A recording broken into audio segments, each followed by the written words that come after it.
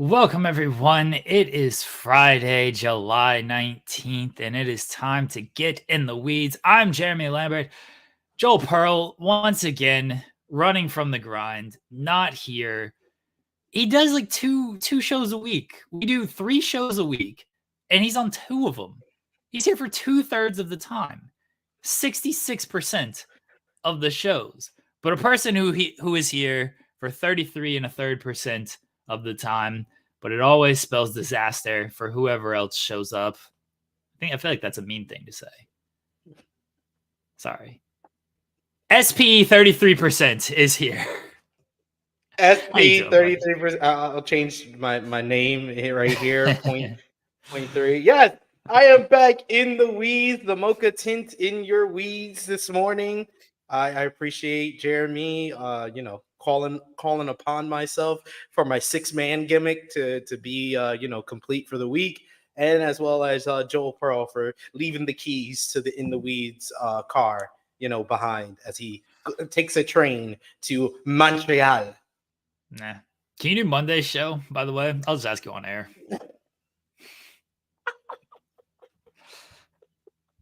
Let me see. It might have to do like the last time I did a Monday show because I did already tell my schedule that I'm working, that I work. But I'll take my break at the end of my shift, so I'll come on at 10:30.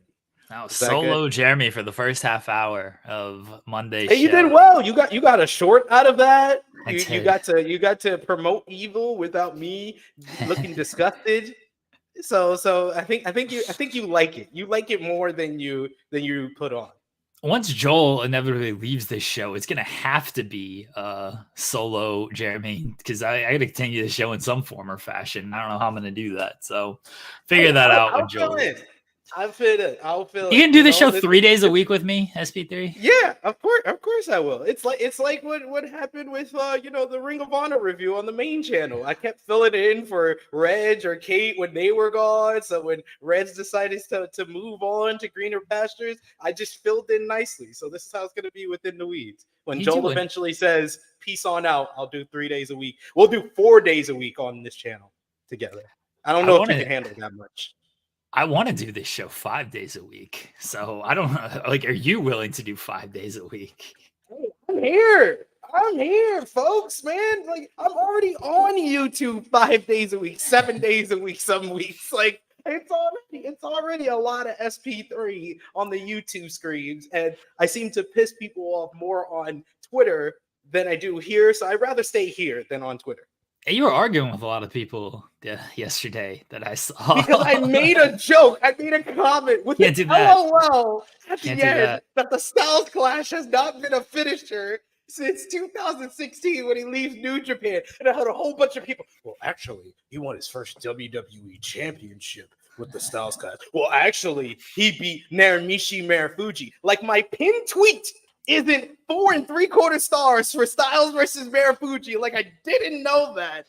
People, oh my God. And it's the worst people. It's people with wrestling profile pics who are like, oh, you're ugly. Look at you. It's like, I don't even know how you look, Jacob Fatu. I don't know how you look, Jeff Hardy picture. What are we doing?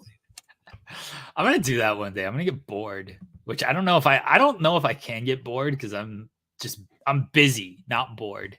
One day I'm gonna just get bored. Hello. I got a sponge. And you got to deal with our third girl. What is it? A sponge. Oh, a sponge. My God. And you got to tell the people to like, share, and subscribe. Like, share, and subscribe. Oh, if you don't like, share, and subscribe after that, I don't know what's wrong with you. She's doing magic tricks. She's gonna come in with something else in her brassiere. Nobody make a SpongeBob joke of me going through a table. Nobody do that, please. I don't want it. I don't even remember what we're talking about. Oh, I'm gonna do that. I'm gonna do that one day. I'm gonna change my avatar to a John Cena avatar and just start trolling people. What you need to do is do In the Weeds eventually. Yeah, I don't know how much time it's going to take. Do In the Weeds 5 days a week, and you'll do 3 with Joel and then 2 with me. And we'll turn the Tuesday edition of In the Weeds into us talking about everything not wrestling. So it's basically just FMC with the new title. There's a lot of floating pieces around the overbooked sphere, I guess what we'll call it. That yeah, I don't know if changes are going to happen, but changes may occur at some point or another. Look, you'll be clued into them because you are the most reliable person. This is no knock on anybody else. I've worked with a lot of reliable people. You are probably the most reliable person I've ever worked with, and you are the most. Cool. I'm looking. We have more running. Yeah, another running. What do you have now? You want to tell the people what you have now? What is this? Is this a handle on one of our drives?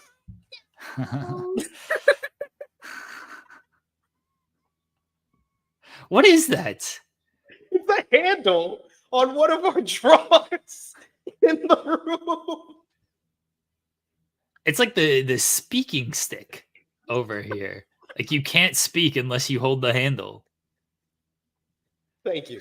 It's my turn to speak. I don't have any handles. I still have the waffle from Monday's show, or Wednesday's show, I guess. So there you go. I have my son's Pikachu. Oh, Pikachu look winking. at that. We have a Winking Pikachu around here somewhere. Yeah. Winking Chew. Yeah. And then this my daughter's rabbit. These are all the things that I've posed as with fake Patreon survival series trophies over on Wrestle Talks. This is what's been my trophies when I win those challenges. Oh, did Jeremy join the Salty Splatoon yet? No, I'm going to Weenie Hut Juniors, man. Like they're trying to kill me in a month, SP3. They're trying to put me through a table. Oh, I'm so scared. Who's trying to put you through a table? Cole Radrick is, yeah. Oh, man. Cole Radrick got his ass beat by Masha Slamovich last night. Couldn't happen to a nicer person. And Masha took a lot of frustration out. You know, I hope she doesn't watch yesterday's Fightful ROH Pro show where I talked about how Athena with one leg was able to beat one of the best women's wrestlers in the world, Masha Slamovich, because she is one of the best in the world, even with one leg. I'm gonna have to hire Masha Slamovich to protect me from Cole Radrick. Seems like a plan. Yeah, I need to hire a few people. Honestly, Cole's wiry. You know, he's just a wiry dude. And he wants to put me through a table. So an actual table or a door? No, it's table. Oh, yeah. Oof. They keep adding stuff. Like they add like Legos and barbed wire. We got Ben Bishop on in about 20 minutes from now. Ben Bishop, ratings draw from AEW Rampage this past weekend last week when he faced Roderick Strong. He's gonna be on the show. He's a big dude. He popped me actually this morning because I think that he realized that I'm one of the people interviewing him today, and he retweeted my star ratings and gave his match with Roderick Strong 8 stars. So I told him, I was like, that's above my scale. It broke my scale. It's too many stars, so that's why it's not listed. And he was like, fair. So he popped me already. So I am looking forward to us chatting with him. He absolutely rules. I'm looking forward to speaking with him here. Yeah, in about 15-20 minutes, he's going to be joining us. We got a lot to get into. We're going to talk about. Hi. I'm looking forward to what is this? Is this like shaving cream? This is air freshener. Air freshener. Okay. Yeah. Are you trying to tell me something? Yeah. Well, hold on. Let's put the clues together here. SP3 sponge. Right, so drawer handle, and air freshener. What is she trying to say? I don't know. I don't know. I feel like we're playing like charades, but with clues. Like we got to put all these.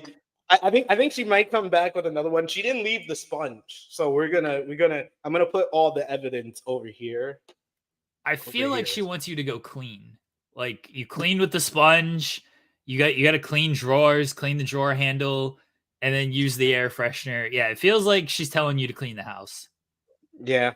Yeah, I think so. That's so. what I'm. Yeah, Pile Driver finisher says it as well. Clean the house. This is fun. I like the fact that she's doing run-ins to help us buy time before Ben comes on here.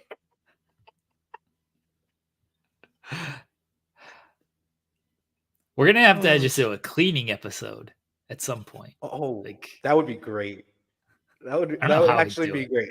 I don't know how we would do it either. I would have to do it on my phone and just have you or see if I could get it connected, because we got one of those blink cameras for her room. So maybe I'll clean her room and I'll connect like this to the blink camera, and you can see me through here and you could talk through it. Because that's how I do. We watch her on because I just downloaded the app. So I watch her in another room and she's in another room, and I talk through the camera, and she thinks it's a fairy. I say my name is Marlon the fairy because she's Harlem. So it's Marlon the fairy. I don't do it to my son because I did it to my son one time and he legitimately cried. He was like, Mom. Oh no. It's like, okay, I won't do it to you. My daughter's all like popping, like, oh, the fairy's talking to me. She gets excited. So I like doing it with her. But my son, he's like, he's too quiet. He doesn't do anything bad either. Like, at least with my daughter, the only way I'll scare her is she's doing something bad, doing something she's not supposed to do. So it works out better. I don't know how we'd pull off a cleaning episode, because you can run a vacuum. Because that's just gonna be too loud. Nobody wants to hear like a vacuum noise. I don't know. We'll have to attach the camera to like the end of the duster, so you're like dusting, and you get like a point of view of So duster. it's like the challenge. It's like I'm wearing like a helmet on the challenge with a camera. Yeah. That's dope. That's dope. And it's just we do a race. Like we do like have our missus put stuff on the floor, and we're just both vacuuming, and we'll see who can do it faster. I feel like I'm in a severe. We're finally gonna complete is because we did the draft. Remember, we did the draft of Fightful people for the challenge. We're finally gonna do it. It's gonna be cleaning competition. I feel like I'm in a severe disadvantage because I have 12 kids, and so there's way more to clean up around here. I don't feel like this is gonna go well for me. Hey, I got 4-year-old twins, which I think by my estimation equals about like 6 kids.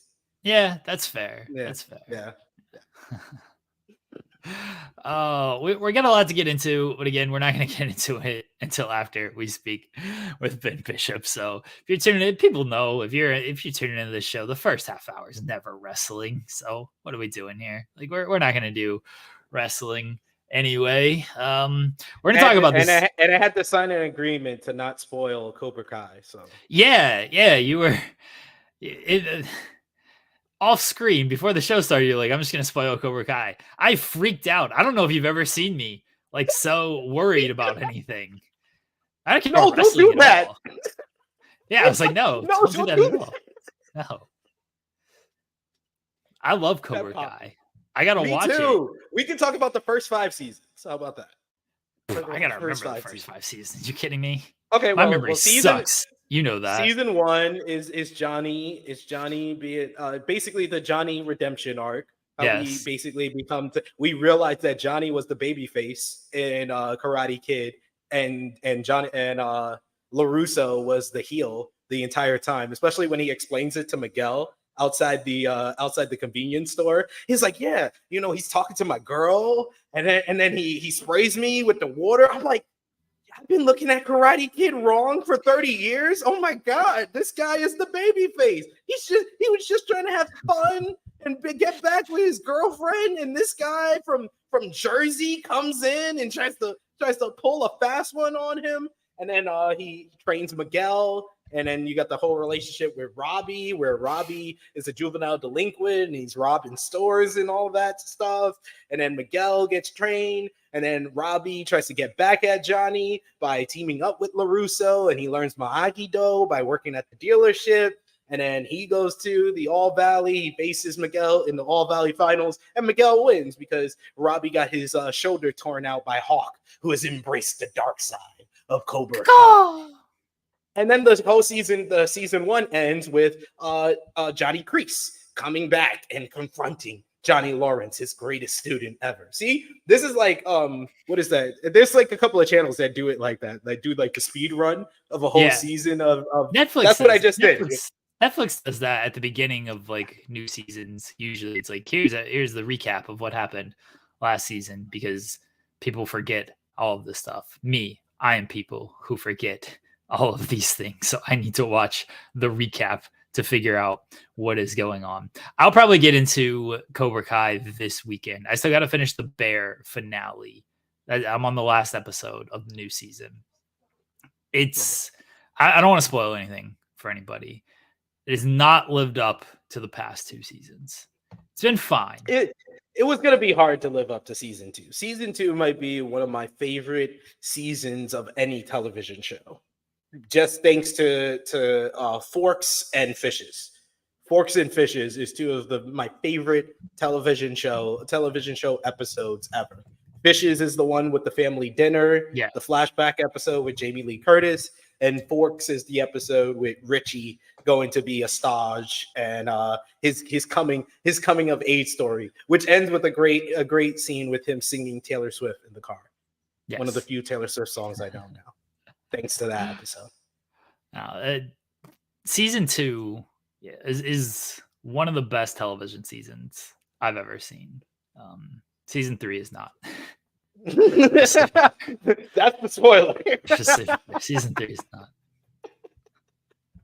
People are talking about the Boys finale. I got to get into that. I watched the first season. I maybe started the second season, and then I was done after that.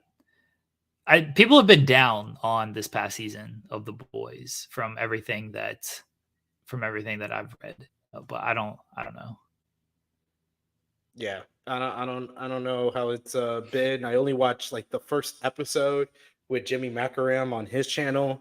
And then I never went back to Jersey to watch the rest of that season. So I was like, oh, I guess I'm out of this one. He continued watching along with that. Me and my missus, we actually did watch season 1 of Gen V, the spinoff to The Boys. So we did it backwards. Now I'm trying to convince her to watch The Boys, but she was like, there was too much disgusting stuff in Gen V. So she was like, I don't know if I want to watch The Boys. So it's gonna be a journey for me to try to convince her to watch The Boys, but we'll see. I'll keep y'all posted. Yeah, I don't know if I'll go back and watch that. I still have to watch Clipped, which I'm never going to end up doing. Laked is canceled, so I don't need to go back. And that's what it was called. No, it's winning time and losing time. Clipped is losing time. Oh. And the Lakers series is winning time. Now you can watch the full series. It got nominated for an Emmy, like the Bear. The Bear got all the nominations. No. Winning. Oh, not. I was about to say. That's like asking me. Oh, did this Lifetime drama get nominated for? No, hell no. The clip did not get nominated. Well, Winning Time's been off air. Winning Time's been off air for like a year. I didn't know it would get nominated for anything. That's why I thought it was Clipped. Well, this year's Emmys is for the 2022-2023 TV series season run. So whatever started in like 2022, completed in 2023, or started in 2023, completed in 2023, they're nominated now for the Emmys. So it's the Bear season 2 that got all the nominations for this year's Emmys, but Winning Time got some nominations. And I said it once, I'll say it again. Clipped, it's so bad, it's very entertaining. That's what everyone says. And I do want to eventually watch it, but I don't know if I'll get to it. This is the real question here. How's my dynasty going? College football 25. Have you played this, SP3? No, I have not. Why has nobody played this game? To be fair, I haven't played any video games in like 2 years. This is the first question I'm going to ask Ben, by the way. Ben's coming on here thinking we're going to talk about wrestling, everything. Absolutely not. I'm going to ask him if he's played college football 25. After we confirm he is not the goalie, Ben Bishop, because people were very confused that he was goalie Ben Bishop, former Tampa Bay Lightning goalie Ben Bishop. Played for a bunch of other teams, but I remember him from the Lightning. My college football dynasty is going well. Kent State, shout out Kent State. I'm in my second season. We're in the top 25. We went to Louisville, who was ranked number 3 to start the year, and we beat them down. 4 picks, and we beat them down. And then we went to Florida State and got our asses beat. Unfortunately, lost to Florida State. But we're running through the MAC right now. Florida State's our only loss on the year, and we're ranked in the top 25. We might be one of the 20 teams to be in the college football playoff. I think it is like 20 teams now. We might end up being in the college football playoff. I'm hopefully going to finish my second season at some point this weekend. It's a busy weekend, as it always is. You know, SmackDown's tonight. You never get a week off. Like I couldn't get a Thursday off, much less a week off. Like I did like 50. No, I'm talking about the weekend with freaking like all this wrestling. Like I thought last weekend we were gonna finally get a weekend off, and then my ass was watching Marigold and Noah all weekend. Yeah. Last weekend wasn't terrible after the Japanese shows. Like once you got past Noah and Marigold on Saturday morning, it was just a taped episode of Collision that was existing, and then nothing else really. The only thing that was worth note is Christopher Daniels being the worst authority figure. That angle sucks so bad. It's so bad. It might be one of the worst decisions AEW has made since Billy Gunn squashed Jay White. No, that ruled. No, it did not. That ruled. No, you will not tell me bad wrestling is good, Jeremy. No. Billy Gunn should have been in Blood and Guts. They were scared to have old Billy Badass in there. They're like, we can't have that. Then everyone's gonna know the outcome of the match. They had to have some intrigue in there. Nah, Billy Gunn beating up Jay White ruled. It's number 1 for my worst matches of the year. We're going to get into worst matches of the year when we talk about MJF and Will Ospreay. But now this. This guy's just trolling us all. I'm not trolling. Why am I being accused of trolling? I'm gonna look up the cage match rating, the cage match ratings of 0.0, and I'm gonna be like, oh, we found Jeremy's burner. I'm not on Cage Match to leave reviews. Are you kidding me? I don't have time for all that. I just created a Cage Match profile to leave reviews. Really? I did. My Soulable says, I'm convinced that Jeremy doesn't actually like bad wrestling as opposed to he just loves making wrestling fans angry. Wrestling fans get angry anyway. I don't have to go out of my way to do that.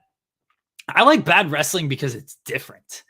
Every match is so well put together nowadays. It's lame. I want shit that sucks. It's funny. It's hilarious to me. By the way, guys, we're like 27 minutes into the show. Leave a thumbs up on the video. Subscribe to the channel. Leave a super chat. Get your question, comment, statement read on air.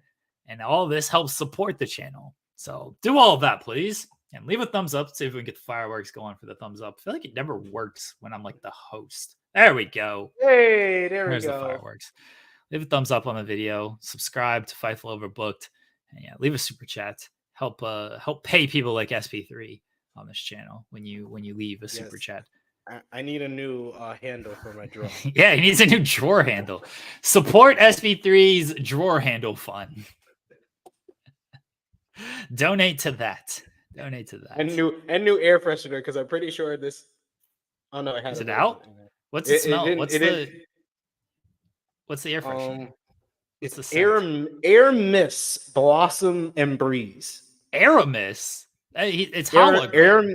Air mist. It's hologram, not Aramis. It says air mist.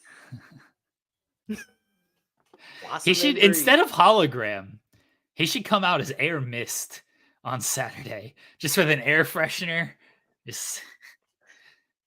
That should be his new gimmick. Who cares? That should be his finisher. Air mist. The air mist. It goes through the air. It's like the Javon Evans like springboard cutter, but instead of hitting a cutter, he misses him. That's air mist. Okay. All right. air missed the Bronny James story. Why are you taking shots at Bronny James? Why does everybody take shots at Bronny James this season? God damn. Ain't this kid got enough? I mean, he got a nice payday, so Yeah, can't really. I ain't feeling him. bad for this kid. Guaranteed money at pick number 55. Get out of here. It's crazy. Nepotism at its finest. Yes, indeed. Nepotism at its finest. Indeed. Shane McMahon out here in these streets. Shane McMahon was a great worker, one of the greatest workers of all time. I don't know if Bronny James is going to turn into one of the greatest basketball players of all time. Man, I can see Bronny James getting some potato punches. Like potato in some people. I can see that. You think Bronny throws a good working punch? I mean, I don't think Shane McMahon throws a good working punch. Shane McMahon throws the greatest punches of all time. They ain't work punches. Those are they work, brother. Shane McMahon's out here. Whop, whop, whop, whop, whop, whop, whop, whop. Shane, fuck him up. Shane's got it going on with those punches, man. He gonna do his stuff. All right, everybody. We're scheduled to be joined by Ben Bishop. He's backstage. Ben, if you're ready, I gotta do the Joel thing. Please give me a thumbs up. There we go. All right. You saw him on AEW Rampage last week taking on Roderick Strong. I believe he won that match. No one has told me otherwise. The ratings draw, the biggest ratings numbers for AEW Rampage, I think, since the history of the show. Maybe one show where some guy like returned, maybe that number did better. But I feel like the show last week did just about the unequal number. And it's all because of this man, Ben Bishop. Ben Bishop, welcome to the show. Yeah, Big Jeremy. First, Ben. don't let facts get in the way of a good story. So, I tell my wife that all the time. That's it. That's the way to live, gentlemen. How we feeling? Doing well. How are you, great. man? Oh, I'm doing great, man. What a whirlwind of a week it's been, right? Just going on AEW Rampage, no big deal. Up in the ratings by 10%, no big deal. Becoming this social media sensation, no big deal. Jeff Jarrett's talking about me, no big deal. You know what? I mean, it's just day in the life of Big Trouble, right? All right, I gotta ask two questions before we get into everything over the last week. One, we need it on record. Did you or have you ever played goaltender for the Ottawa Senators or Tampa Bay Lightning? That's a good question. And people really ran with that after Daddy Magic said being a Canadian, he knows his hockey. So no, I'd say I hope it doesn't burst anyone's bubble. I am not the former goaltender of the Tampa Bay Lightning or the Ottawa Senators or the Dallas Stars as well. Ben Bishop. I am a totally different Ben Bishop. Wouldn't you know there's two guys with the same name in this world? Can you believe it, folks? Can you believe it? What's hilarious is like I'm watching the match and Daddy Magic says, "Oh, Ben Bishop, former Ottawa Senators goaltender." I just said to my wife, "No, like that's we got another. What do we have here?" You want to say hi? Hi. What's up, dude? Hi. You got the best hair on this call. You know that? Funny videos. You like my videos? Yes. He said he makes funny videos. That's what I'm the funny video guy. You're right. Oh no, I gotta keep him PG now. I got kids watching. No, she's been leaving clues. We're doing a Blues Clues edition. She just gave me a baby bottle with an orange in it. We have a drawer handle and we have air mist Febreze. So what a mix! Clues. Wow. Yeah. What a little MacGyver too. What you gonna make out of it? We'll see. So Daddy Magic says former goaltender. I was like, same name, yes, but I don't think it's the same person. Well, both also tall guys too. I didn't realize Very true. That. Yes.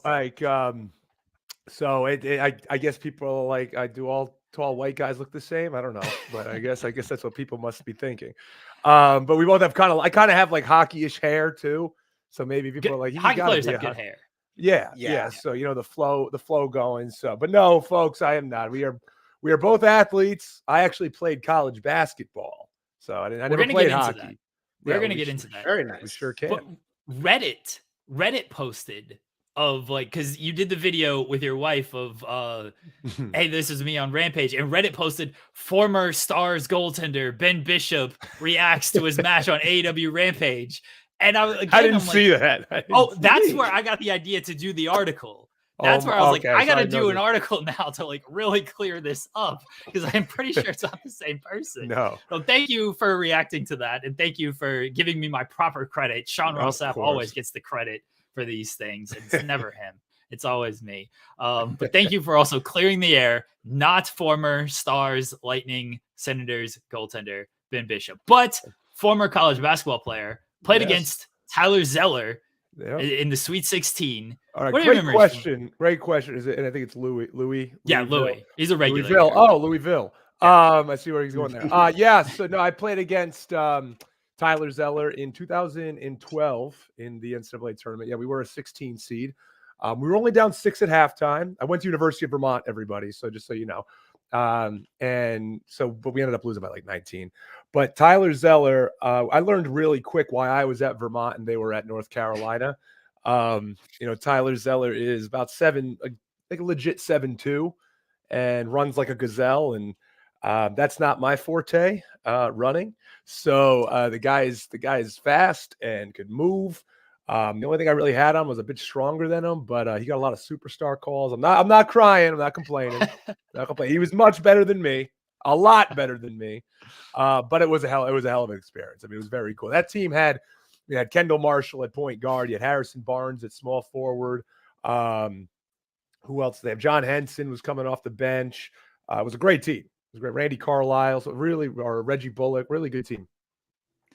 My last one, non-wrestling. I don't know if you're even like a fan of college football, but have you played college football 25? No, I'm not. So I grew up in the Northeast, Jeremy. So I wasn't ever really a college football guy. I didn't have a team. I grew up in New England, so it was really just Patriots. Yeah, my whole childhood, was filled with championships. But yeah, no, we had Boston College and we had Matt Ryan for a bit. That had a lot of buzz. But other than that, no. But I live in Georgia now, so I kind of have to like it. And I will give a shout out to the University of Arkansas. That's kind of my team. Give you a little bit of backstory on that. So in 2022, 2022, Vermont was playing Arkansas in the NCAA tournament. And I had one tweet that I sent out that said the worst 4 hours of my life was driving through the state of Arkansas. So I hope my boys can get some revenge for old BTBB. And I woke up to thousands and thousands of hate tweets from Hog Twitter who wanted my head on a stake just from that tweet. They were ruthless. This piece of garbage. He wasn't even good at basketball, and now he's some crappy wrestler. Everything. And like, my God, death threats. Like, it was bad. And I'm getting DMs. I'm like, what happened? You ever see that episode of Family Guy when Brian sent that one tweet out and he watches the movie? That's kind of what it was like. So like I'm just like, my head's spinning. I'm like, what is going on here? I didn't know, because I didn't grow up in like SEC country. So I'm just like, and people are like, oh yeah, dude, you can't mess with some of these fan bases. But you know what happened? I went with it. I was having fun with them. And then like now they have adopted me as the professional wrestler of Hog Twitter. So now we all love each other. So it's all good. Yeah, it's crazy. So I am an Arkansas fan. And if I get the game, if I end up getting the game eventually, we'll see. I will play as University of Arkansas. There you go. I need someone to play this game. No one's played it. That's why you're inviting people on this show. You're just looking for somebody to play this game. Legitimately, yes. That's it. That's all it's for. That's all it's for. Let's see who's played this. All right, let's get into everything that has gone down over the last week. How did the appearance come together, and then what has the fallouts and the reaction been? Yeah, I mean, short story long. I'll give it to you here. So, I mean, I had a match at AEW in 2022, and it was against Preston Vance. Great guy. I hope he ends up being used more. The guy's an awesome talent. Looks great, regardless. I had the match, and it was a dark. It was on AEW Dark, and it was solid. It was good, all that. But I never heard back, and I was like, you know what? I don't want to keep hitting up AEW just to be on Dark all the time. Nothing against people that did it all the time. I was like, you know what? I'm just gonna continue to get better, work on my myself. I don't want to be the guy that keeps showing up and being the extra every single time, right? So just working. And then, last year, I'll be honest with you guys, I was real close to just saying, I'm sick of this. I can't stand wrestling anymore. Like, I don't get it. I'm like, I feel like I'm putting in the work. Like, I'm looking at guys getting signed, and I'm like, you got to be kidding me. I have a personality. I'm 7 feet tall, 6'12". Sorry, I don't want to kill my gimmick. And like, I mean, people have eyes. Like, I got something going on. I'm a pretty good looking guy. Like, what the heck's going on? And I'm pretty good in the ring. I hear from people, I'm not the best. I'm not going to say I'm the best, but I do a good job. So I'm like, what's going on? I can't figure it out. So I just decided to start making these videos. And I'm like, it became my outlet, like my therapy for professional wrestling. And I'm like, I just need to make fun of this silly. Can I swear on this? Yeah, you can curse. Yeah. Okay. This silly shit. So I'm like, so I just started making them to pop myself. And, I'll pop a few of the boys, and have fun with it. And that's the big rib in wrestling is like, oh, don't pop the boys. You don't work to pop the boys. I was doing it to pop the boys. And I it just started kind of gaining more and more traction. More people were seeing it. People started like being like, oh, like, this is actually funny, because majority of comedy and wrestling isn't funny. And that's why now I call myself the humor of the humorless, because it's really, that's really what I am, because a lot of wrestling comedy is horrible. So I just decided to start making these videos, and I saw Jack Vaughn was doing it. So shout out Jack Vaughn. And I want to make sure everybody knows me and Jack. I don't love the comments of like, oh, you're better than Jack Vaughn. This is a better version. Jack Vaughn was doing this first, and all the love in the world to Jack Vaughn. We do it a little bit differently, but we have collaborated, and we're planning on doing more together in the future. So Jack was doing it first, has done a great job. So shout out to him. But yeah, so I just started doing it, making these videos, wanted to have fun with it, and it caught on. And so I just got an email last month, or in June, and Sean Dean hit me up and just said like, hey man, would you like to come to AEW TV in Memphis? And I'm like, you know what? Yeah, why not? Let's do it. You guys hit me up. Would love to come in. And that was that. It was really cool because I felt more like one of the boys there than just like an extra, because I've built friendships and relationships with a lot of guys on the indie scene, the guys and the girls there. And a lot of people were coming up to me being like, oh my God, dude, that video you made about this, it was so funny. It's like, my favorite video is this one, and then my favorite video is that one. And then, so it was just like, have you ever seen the Chris Farley show on SNL? Yeah. You know what I'm talking about? When he like interviews Paul McCartney, and it's like, remember when you were in the Beatles? It was like, kind of felt like that. For like, everybody was just like, kept me inside, like, remember that video you made? I'm like, yeah, I was there. I made that video. Yeah. So that was really, but honestly, that was like such a surreal, like cool experience. And then I found out what I was doing, right? So to get to the reaction of it, here's the thing, right? You find out what you're doing. You're an extra. You know what you are, right? You're an enhancement talent, right? I mean, I feel like I'm not pulling back the curtain here. I feel most people listening understand what that is.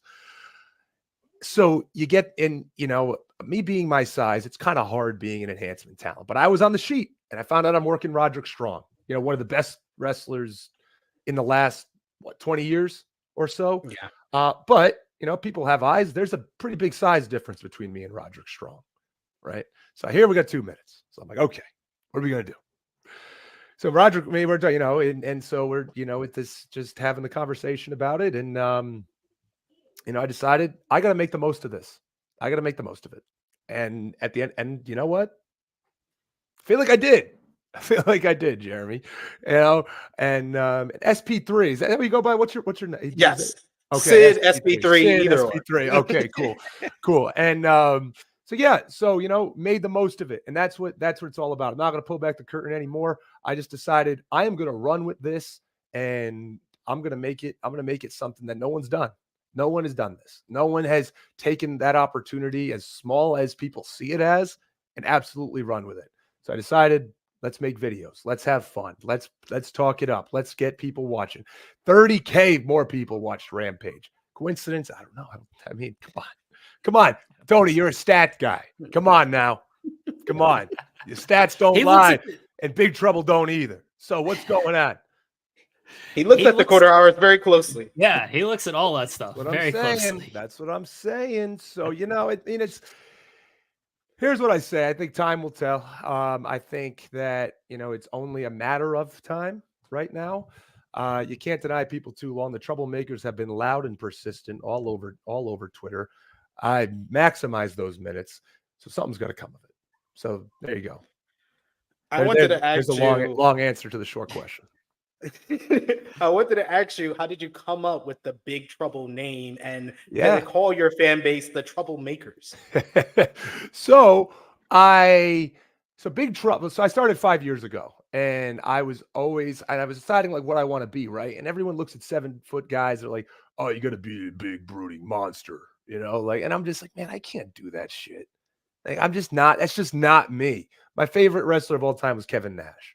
So I always looked at guys like I looked at him as like the big guy I kind of wanted to be, right? Like Big Daddy cool. I don't think myself as cool as Kevin Nash. Not many people are. The guy's pretty dang cool, right? So I was like, man, I gotta, make it my own. So I loved the movie Big Trouble in Little China. So it was one of my favorite movies, and I loved Jack Burton as a character, and what Kurt Russell did with that character is kind of being like the lovable doofus in a way.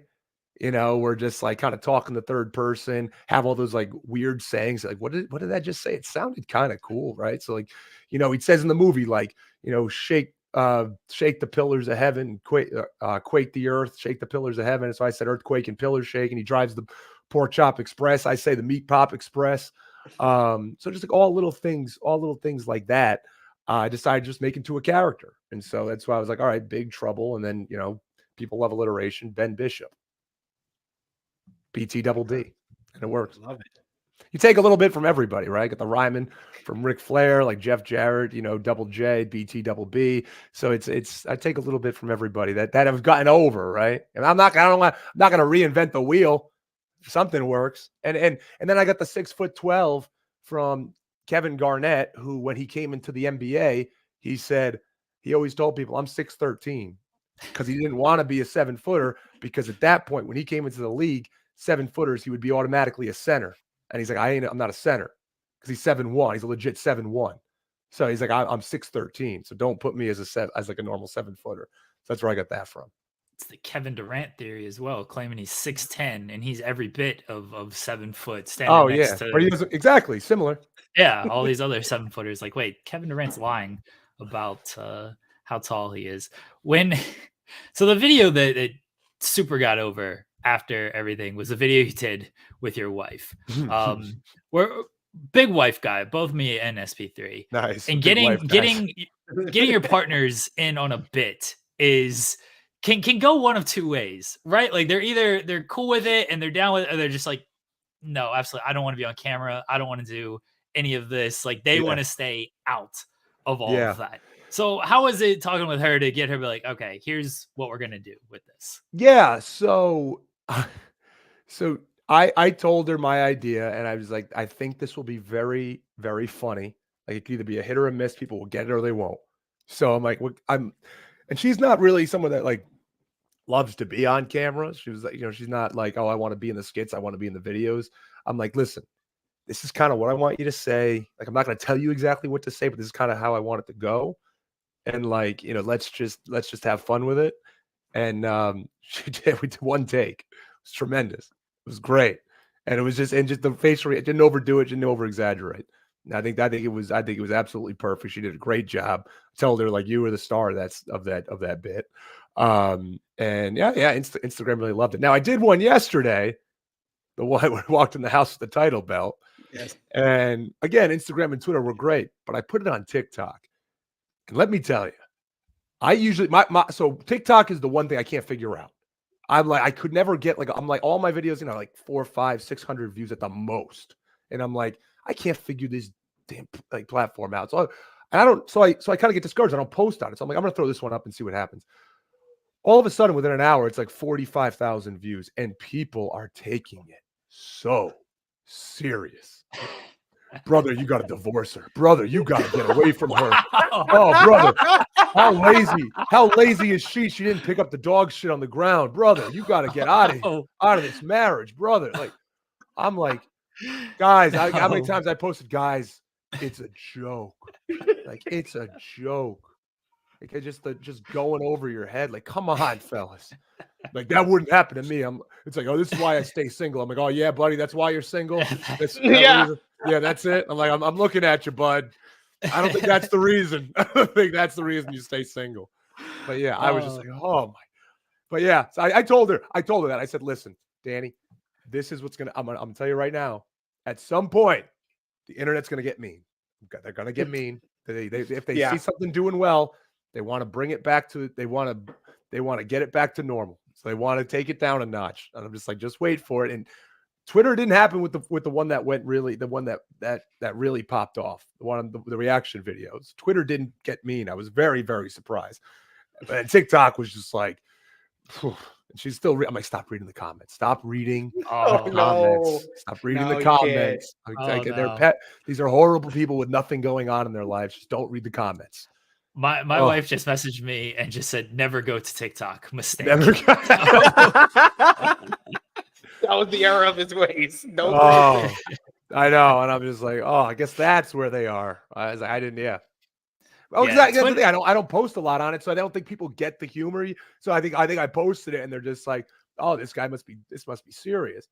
I'm just like, if it was serious, why would I post that? Right? Like, God, like, well, people you never know with that kind of stuff. I don't go on TikTok, but they do some of these reaction videos, and people do take it very serious. Of like, oh, my boyfriend left me, and she's like crying and everything. That is true. Yeah, and it's like, no, it's actually just a bit, but people take it serious, and like you don't know. I think Twitter does have more of a sense of humor because we all see just how much of a shithole it's become, and so we can all laugh at it. TikTok, they still take things very serious. But yeah, they take themselves very seriously. Yeah, they sure do. They sure do. Yeah, well, I learned that pretty quick. So. Just dances on Twitter. That's all. Yeah, just dances on Twitter. Did she improvise the line of "I live with a loser"? Yes. I don't know if you can hear the. I almost broke. I was wait, what? I almost broke. She almost broke me because I was just like, that was so funny, and I was just like, I almost laughed just in the middle of the video because that was hysterical. Yeah, just perfect. It worked out perfect. Absolutely. She's gonna get over more than you. You gotta. I know what the hell. I know. I gotta. Let me bury her to the promoter real quick. Who came up with the idea of the pack bag? Oh, that was, of course, me. Come on, Sid. Oh, okay. And then her line, I love the line in the second one of, yeah, I saw it. You won in front of 35 people. That was great. Yeah. Great line.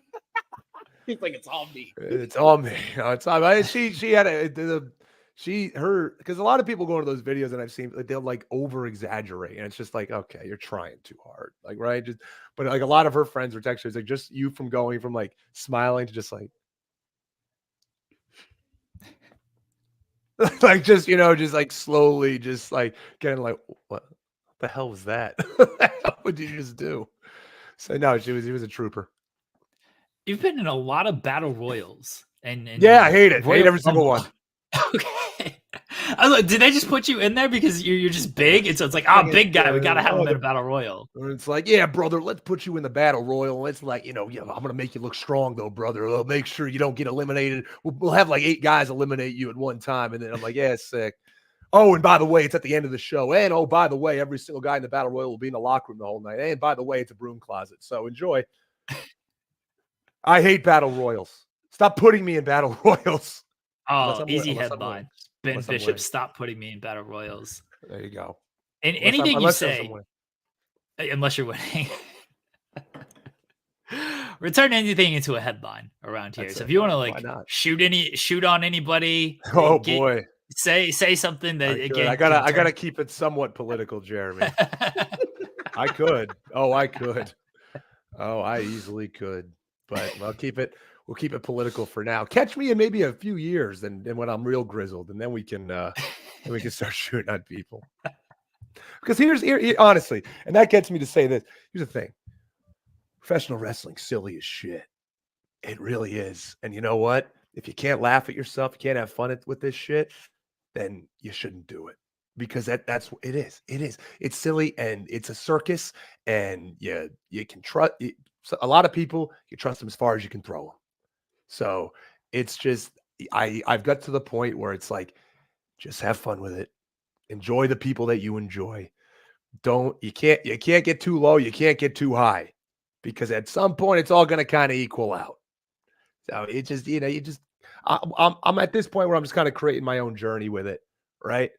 Not doing it the way that they want, doing it my own way. And I want to give a shout out to Nikki the Good on Twitter, who really last year wanted to start doing the podcast with me, the Meat Pop Express podcast. Just put a vlog out today of our time at Fight Factory Wrestling on the Jersey Shore. And I remember sitting on my couch and I'm just thinking, like, I think this is it. I think I'm going to call it. Like, I'm just not having fun anymore. I don't enjoy this. But he wanted to do the podcast, and he's like, maybe you should start doing content. He's like, dude, you're entertaining. Like, you just haven't been able to show it yet. You haven't been able to really, like, but I believe in you. I think you can do some more stuff, make some more content. So I'm like, all right, well, I have a platform now to do it. Why not?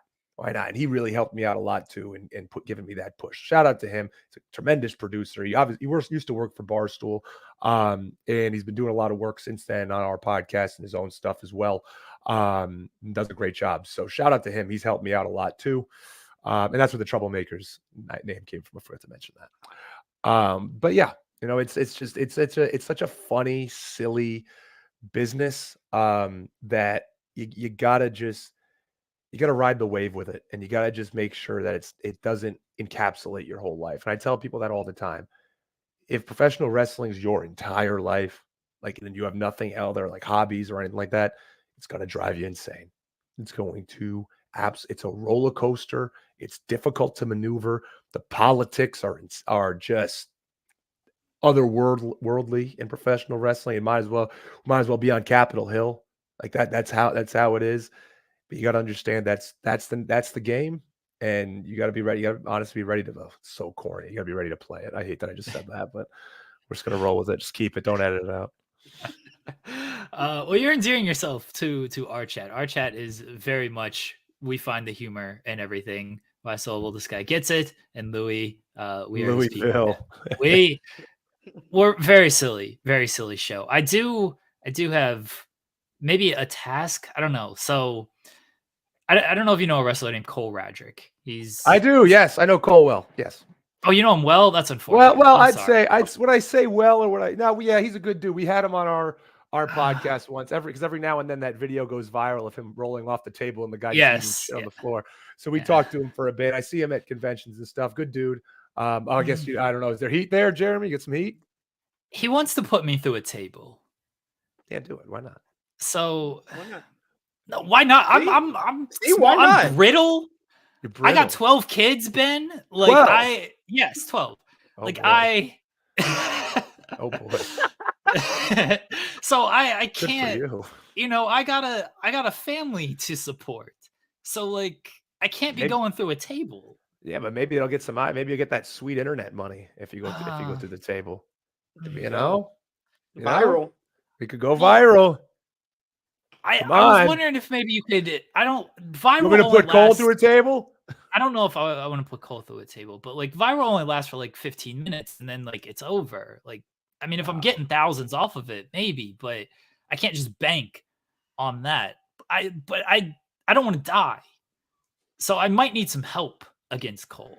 You want some help? I was wondering, Cole? like, if maybe you didn't like him, maybe you would help me. Oh well, I mean, if the money's right, I don't have to like Cole. Okay, there you go. All right. There you go. All right. Takes the bribes. Where are we booking this match, Jeremy? Where is Fightful having a show? No, he's having a show. It's a SpongeBob show. Big SpongeBob fan myself. He's doing a SpongeBob show, and this is where they want to put me through a table. I can be Shawn Michaels. You can be Diesel, the pose and everything. I feel like this could work. I'm down. Where is it? Indiana? I think it's in Indiana. Yeah, okay. Spencer, Indiana. I actually know where it is. It's August 23rd. It's August 23rd. August 23rd. Am I open? Free plug for Cole Radrick. Free plug for Cole Radrick. That's okay. We can give a free plug, but maybe we'll see if the stars align. Maybe I'll have to make a trip to Indiana. We'll see. I got a few things in the pipe right now, but maybe And if it's not then, maybe it's another time. I'll come help you. I'll come help you, Jeremy. If we take him out beforehand, that's fine too. Oh, take him out beforehand. We got a month. Yeah. Well, I just go to GCW one day and take him out. Yeah, exactly. I like exactly. I like that idea. All right. I like this. People are being mad at me. I'm trying to put a hit out on Cole. Yes, I am. He's trying to put me through a table. What's wrong with you guys? Oh, there's the comments. Hey, I had no idea people were talking. I was like, oh man, no one's talking here. Oh no, we got an active chat. Yeah. Well, look at this chat. Bishop for ROH. Yeah, I know, right? Why not? We need it. We do. I review ROH. I want to see Ben Bishop on ROH. Come on. Is it like that? The king of the battle royals, Louis. Come on. I don't want to be the king of the battle. I mean,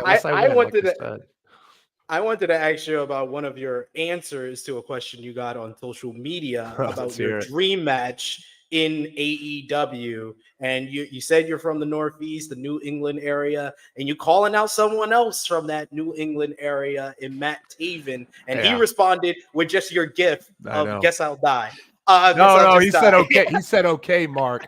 And then I said, guess I'll die. Oh, yes. So no.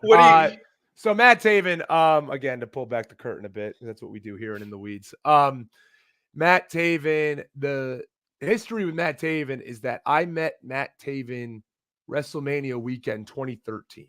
I was a senior in college. I went up with a couple of buddies. It was at remember, I don't know if you guys remember the old shenanigans show that Dave Hero used to put on. I forgot what his. Do you remember Dave Hero?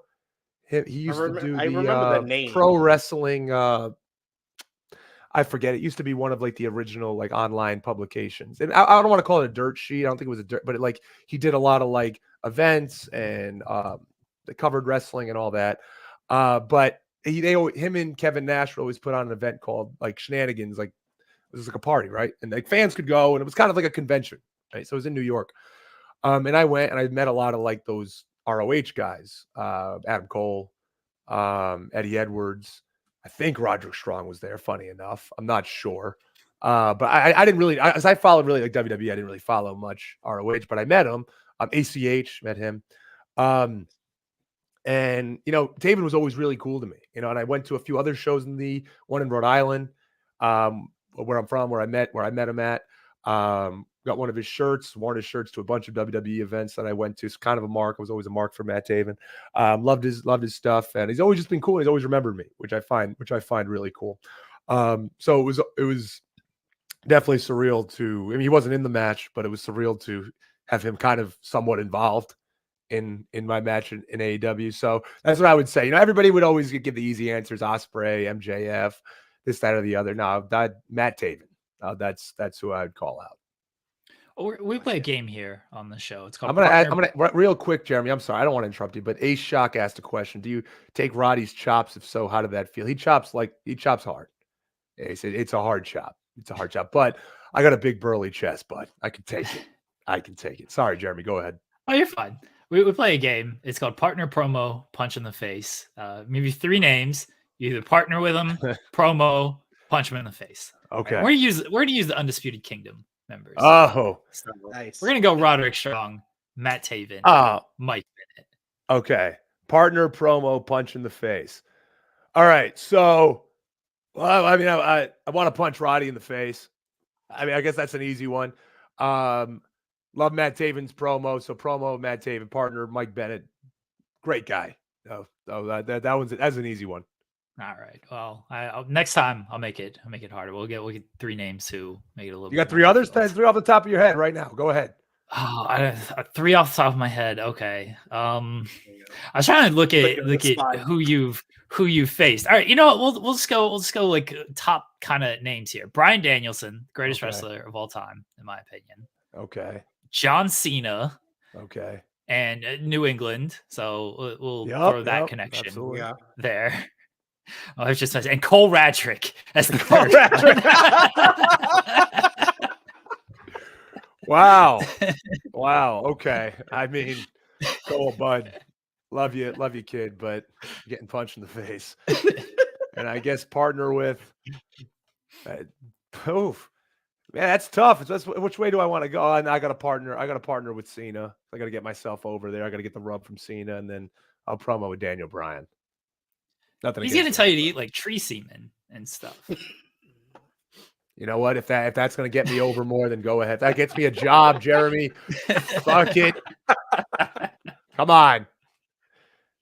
Big Bill, Jericho, and Brian Keith. Yeah, a lot of people have been saying that. Put me and Big Bill next to Jericho. Like, come on, dude. Like, come on. Leaving money on the table. Please. Damn it. Yeah, that's it. Why soldable? Would you have like what would you have on your tights if you were Big Bill's Big Ben. Oh, there you go. Big Ben. Well, he's got Big Bill and Big Ben. I mean, that's simple. People wrestling, and this is nothing against the chat. Maybe I'll turn heel on the chat here, but wrestling's niche.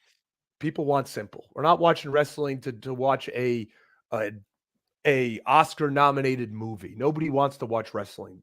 They don't want to see the movie Lincoln when they're watching wrestling. They don't want to see No Country for Old Men when they're watching wrestling. They want to see simple. They want to have fun. Right? Big Ben, Big Bill. What else they gonna call me? You know, I don't think they have some big intricate backstory. Like, no, I'm just a big some bitch.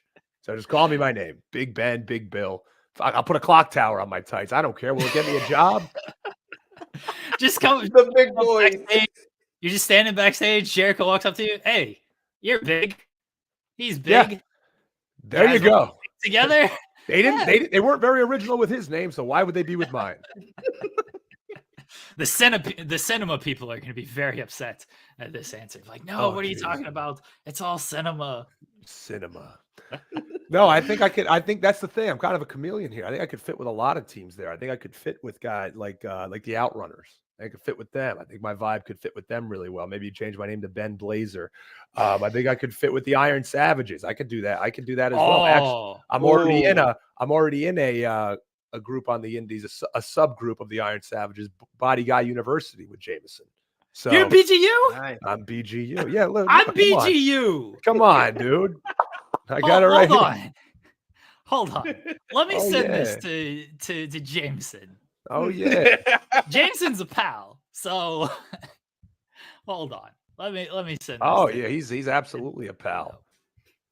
We love Jameson here. He was after they did the first ass eating in Titty City thing. Jameson was on our show, and I was like, "How'd you feel about this?" He's like, "I don't know about it." And now, of course, they do it every week. And he is such a creative person. He is such a great promo. Obviously, looks great. That goes without saying. I could sing his praises, but it's all about me right now, not him. So we love Jameson on this show. BGU, baby. I'm happy I'm wearing the shirt. I didn't even plan that, but yeah. Yeah. And then I could probably also fit with the infantry too, because but I wasn't in the military. That's probably the only reason.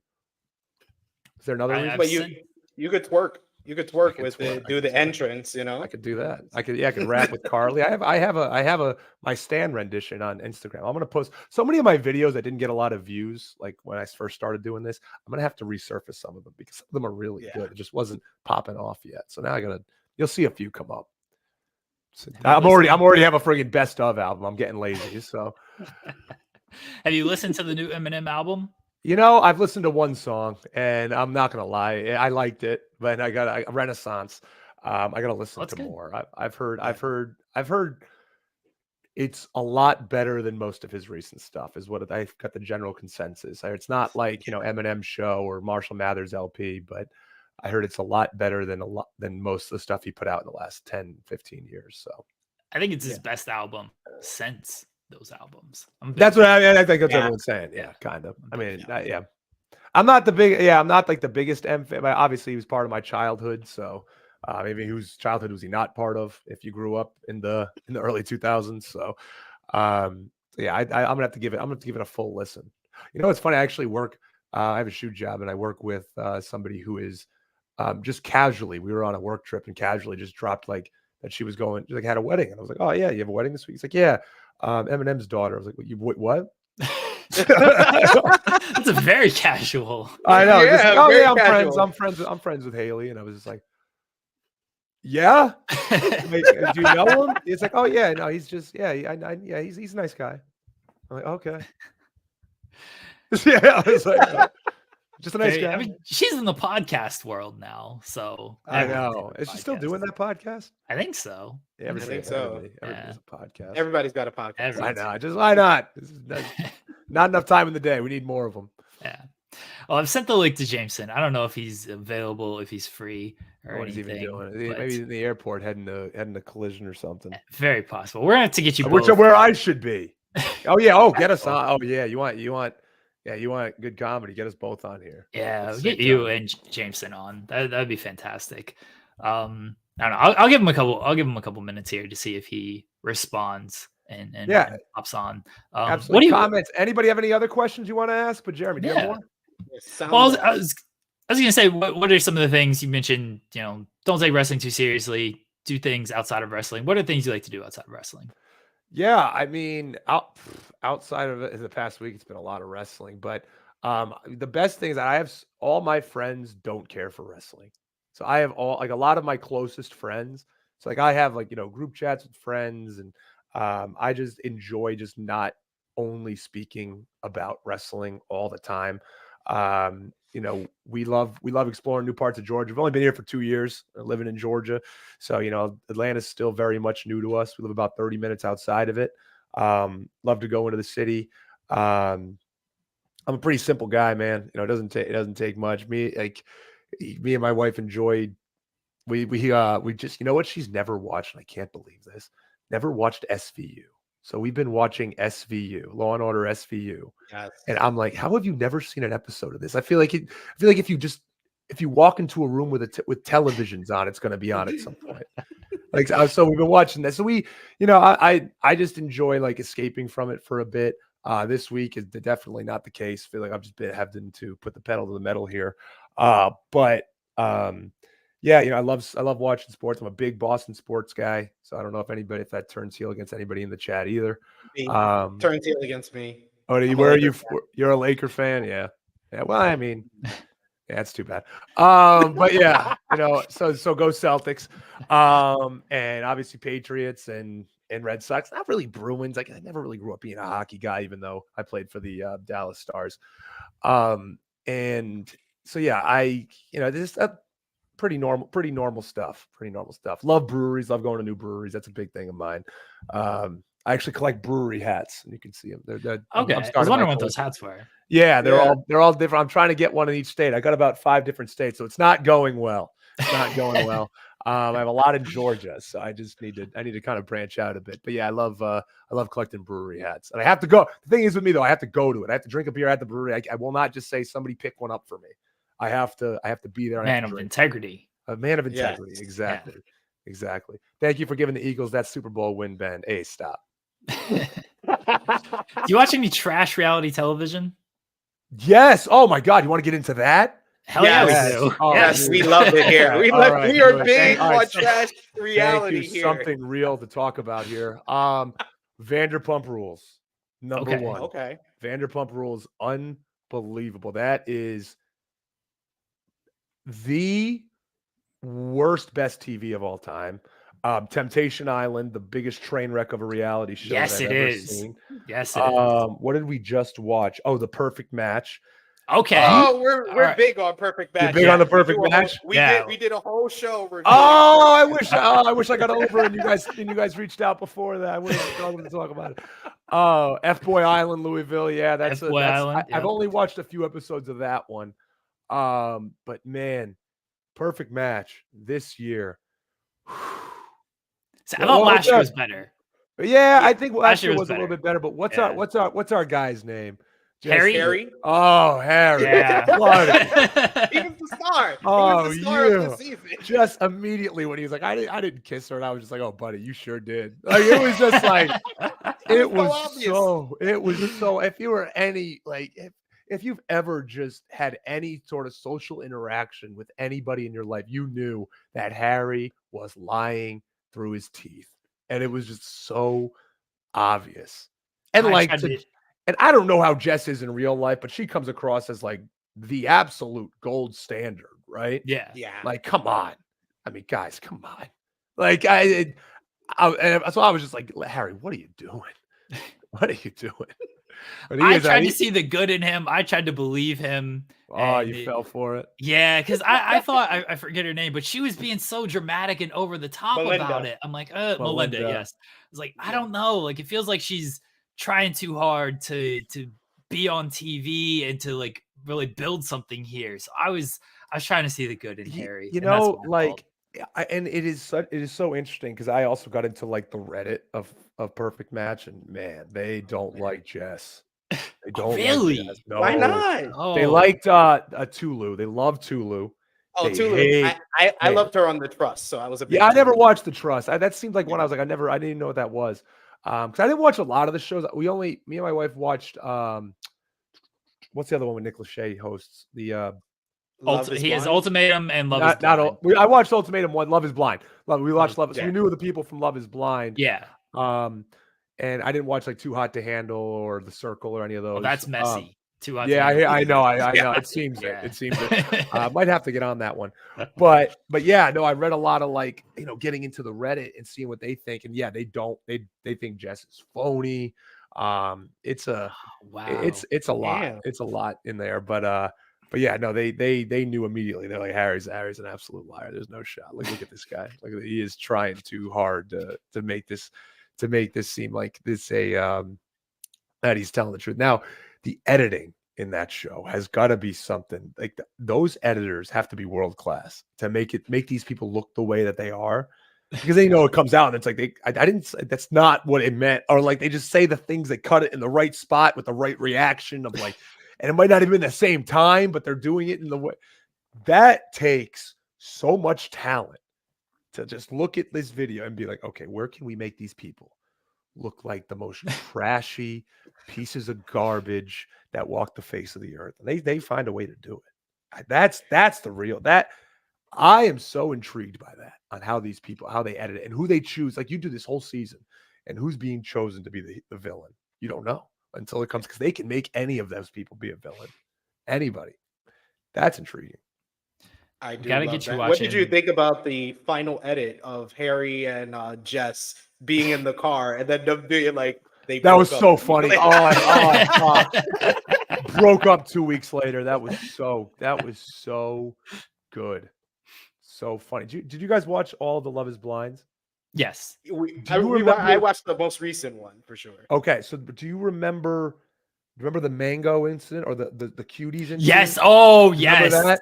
Yes. Remember that girl, I forgot her name, made that guy out to be like this misogynistic pig, like that was telling her that she can't eat and that she's calling her fat. And then they showed the real footage. I love that they did that. Yeah. They showed and then he just didn't really, everything she said, he didn't say any of it, or like the tone wasn't what she was trying to say. It was just like, but that's the thing, is like, They're like ruined people. I'm sure he got like so much hate on his DMs and messaging, and everybody was just calling him a pig and a piece of garbage. And I'm happy that they did that for him, and like, this is what really happened. He was still pretty awful, though. Everyone is. Everyone is. I mean, how about like watching a guy like Izzy? Like, I'm like, oh, dude, like. Or like, he just like cringy. And then the one dude, the dude Justin, that came on and like was like, oh, I got so many girls in my DMs, and he comes on and not one girl gave him any play, like at all. Like, just he comes on and he's like, and like they didn't even look twice at him. Like he just like got there, and like it was like the Abe Simpson meme, like walking in the brothel, like walked in and walked right out. Like, got to put his hat down and take it right back up and walk right back out. That guy. What a clown he was. We have to get you watching MILF Manor. I don't know if you've seen What is MILF? I see that. What the hell is MILF Manor? Oh, it's exactly what it sounds like. It's exactly how it sounds. Oh, yeah. My God, dude. It's a bunch of MILFs in a manor, now, and they're looking for love. Now, me and my wife ask ourselves this all the time. We ask each other this all the time. We always say, like, would you do one of these shows? Like, if you had to pick one, to do. Yeah. If you had to pick one, which one would it be? See, so we have this discussion as well. And are we basing this on we don't know our partners. Like we're completely like we're single. Yeah, right? completely. Well, I mean, Okay. yeah, I would never do Temptation Island. So let's just cut Yeah, that one. no, I mean, that is, absolutely not. that one. Absolutely not. Oh man, no. You're asking for just the Yeah, worst thing in the no, world to happen the to you. worst. There. Yeah. Yeah. So No, like so if yeah, you, so you don't know, you're single. You're completely single. You don't know your partner at all. Yeah. I think Love is Blind is kind of the most normal in that like you in principle you're going in to look for a future husband, wife, and partner and to build a life with this person. A lot of these other shows is you kind of know what you're signing up for and it's just trash and everybody's just horny. Because And what is the premise of Love Island? I've never watched Love Island. So it's Love Island is like basically singles coming in and you have to match up with someone and then basically wherever they are, America, the UK, they vote on what's the best couple. And then you can basically switch partners, you can switch So to it's another kind of like person Perfect that Match. comes in. Kind of like yeah, that. a little Yeah. bit. Yeah. Okay. Yeah, I think I agree. I think Love is Blind is the most normal. I think the other ones are for people to try to get notoriety and Yeah. try to like, you know. I mean, I guess if it's just like you're young in your early 20s, you just want to have some fun, like, yeah. I guess Too Hot to Handle would be fun, like things like that. But well, I mean, number one, if I want to go on something, would be Road Rules Real World Challenge. Okay, Let's now go. Now more you're speaking our language. I haven't yes. watched it in a long time, but Okay. Every now and then I just get a big smile on my face thinking about the Johnny Bananas backpack with CT. Yes. Because it is one of it will go down in internet lore and TV lore as one of the greatest moments in reality TV history. Because CT and Johnny Bananas are two of the best characters. Even if they were in wrestling, they'd be two of the best characters. They are great. And they are unbelievable. So that every now and then I just think about that and laugh because it is one of the funniest.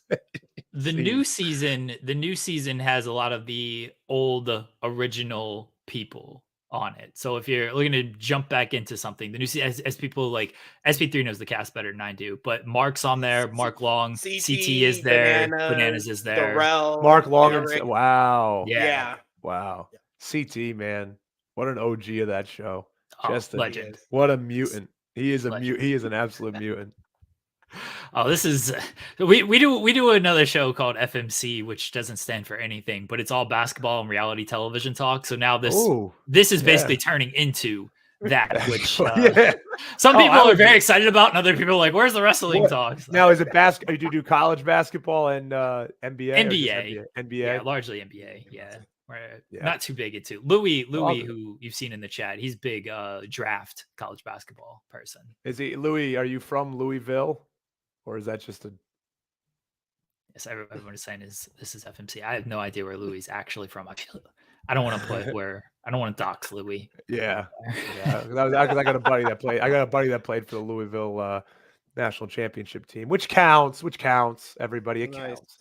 We're gonna count it. So I wanted to see if he was a Cardinal fan. I wasn't sure.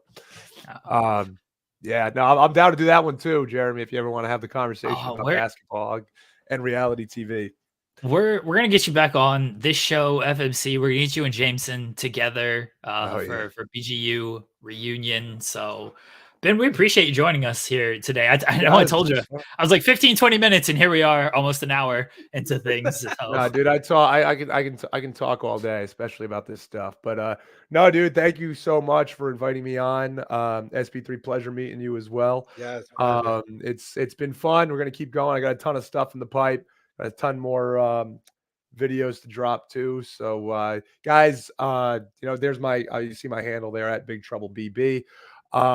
Also at Meat Pop Express. That's the podcast that me and Nikki the Good do. It's a great listen. We have fun. We don't take ourselves too serious. Sometimes we make fun of the internet fans that take this a little too serious. We just have some fun with it. Might make fun of Meltzer a little bit. But we had a great vlog up. We had a great vlog up today. Check it out. It was a lot of fun to do that. Fight Factory Wrestling was a great show. I got a show this weekend, Disruptor Wrestling in Georgia, Buford, Georgia.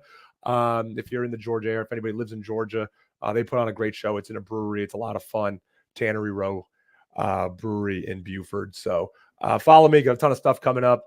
I don't think you want to miss it. So until then, Yes, Keep this the was shades great. on because the sun never sets on a cool guy. Thanks, Ben. We appreciate you joining us. See ya, boys. Thanks for There we coming, go, man. everybody. That Ben was awesome. Bishop. Oh, that was so much fun. He popped me Once- so much when he said trash reality. Yes. Oh yeah, once we got into the reality TV, just the TV talk in general, again, I always tell guests like 15, 20 minutes because I don't take up too much of their time. But Ben clearly was willing to go much longer and talk about a little bit of everything with us. So we appreciate him. Go follow him, go support him. You saw him on Rampage last week. People in the chat said it, but yeah, right up our alley of the stuff he enjoys. We're gonna get him on FMC at some point and just Like the talk perfect guest to have when I'm filling in for Joel. Like that was yeah. perfect. Oh yes. Yeah. 100%. 100%. All right, we gotta actually talk about some wrestling on this show because I feel like we're gonna have a lot to talk about in the thumbnail, which is MJF against Will Ospreay. What did Joel put for the caption on this? How good was MJF and Will Ospreay is the headline of this, and then he still did this thumbnail. I didn't do it, but was it good? Is the actual caption on the thing? SP3, I know you thought very highly of this match. What was your official star rating for this match? Well, I officially do it on either a Tuesday or a Wednesday on the Twitter page, but I'll give y'all the spoiler because I did it already on the True Hill Heat YouTube channel. Right now, I'm at 5 stars. Okay. I'm at 5 stars. I think it was the best TV match of the year, and I have it in my top 3 Dynamite matches of all time. I think the only ones that I think are better is Danielson and Kenny Omega from Grand Slam 2021, and then Danielson and Hangman, the 1 hour draw. Those are my 2 that I have ahead of it.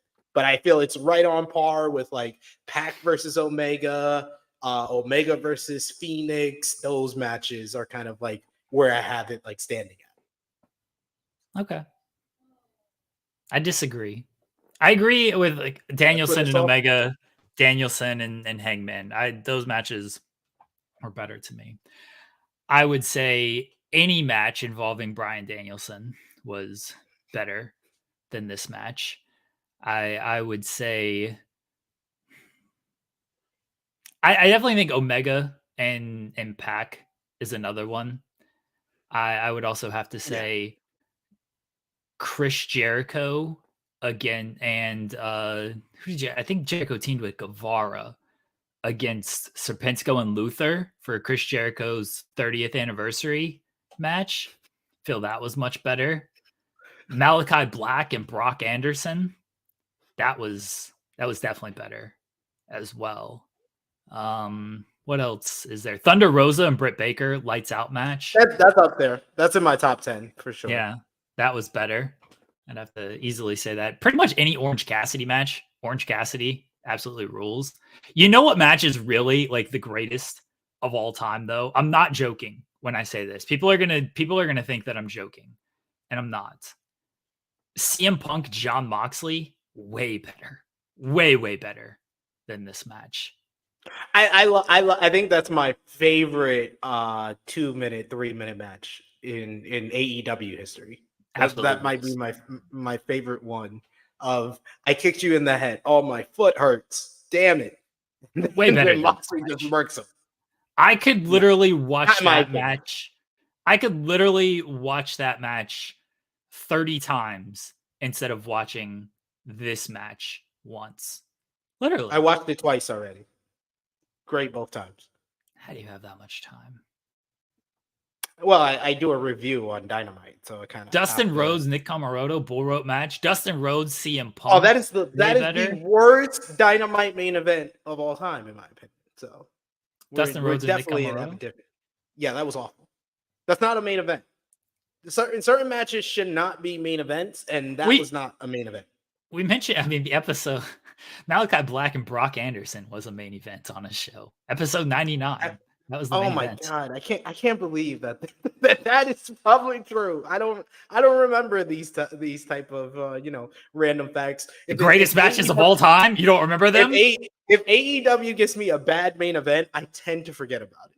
Oh, I tend to remember. I tend to. I know you do. I know you do. I tend to forget Nick Camarado and Dustin. No, Nick Camarado and Dustin Rhodes was so bad as a Dynamite main event that I do remember. It has to be all time.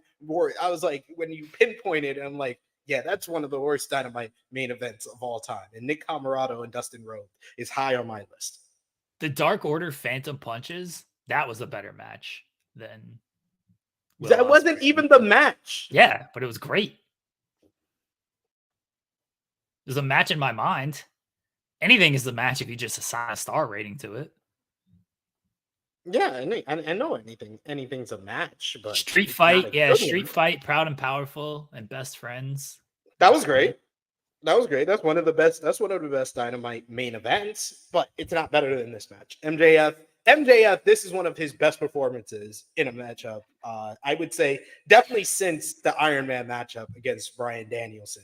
Just how he was able to, a very quiet, small crowd in Little Rock, Arkansas, he was able to get the most reaction possible out of them by doing the little heelish stuff. He turned the clock back to like very much prime Ric Flair in the stuff that he was doing. Not just the strut, but the different elements of the matchup where he's very much like the storytelling is in his facial expressions. It's in his demeanor in the matchup, how he was working over the arm. Ospreay selling was both great and then sometimes bad. I will say the leg selling was not the best, but the arm selling, how he had the arm hanging on by a string, the spot with Doc Samson pulling his shoulder back into the socket. That was a great moment. I love that stuff. So I'm all for it. Billy Gunn, Jay White, we mentioned that earlier as one of the worst matches of 2024. Yes, and I saw somebody in the chat. Yes, it is worse than the Usos WrestleMania matchup. The Usos WrestleMania matchup was bizarrely mid. The Billy Gunn versus Jay White was objectively horrible because of what they were doing to Jay White.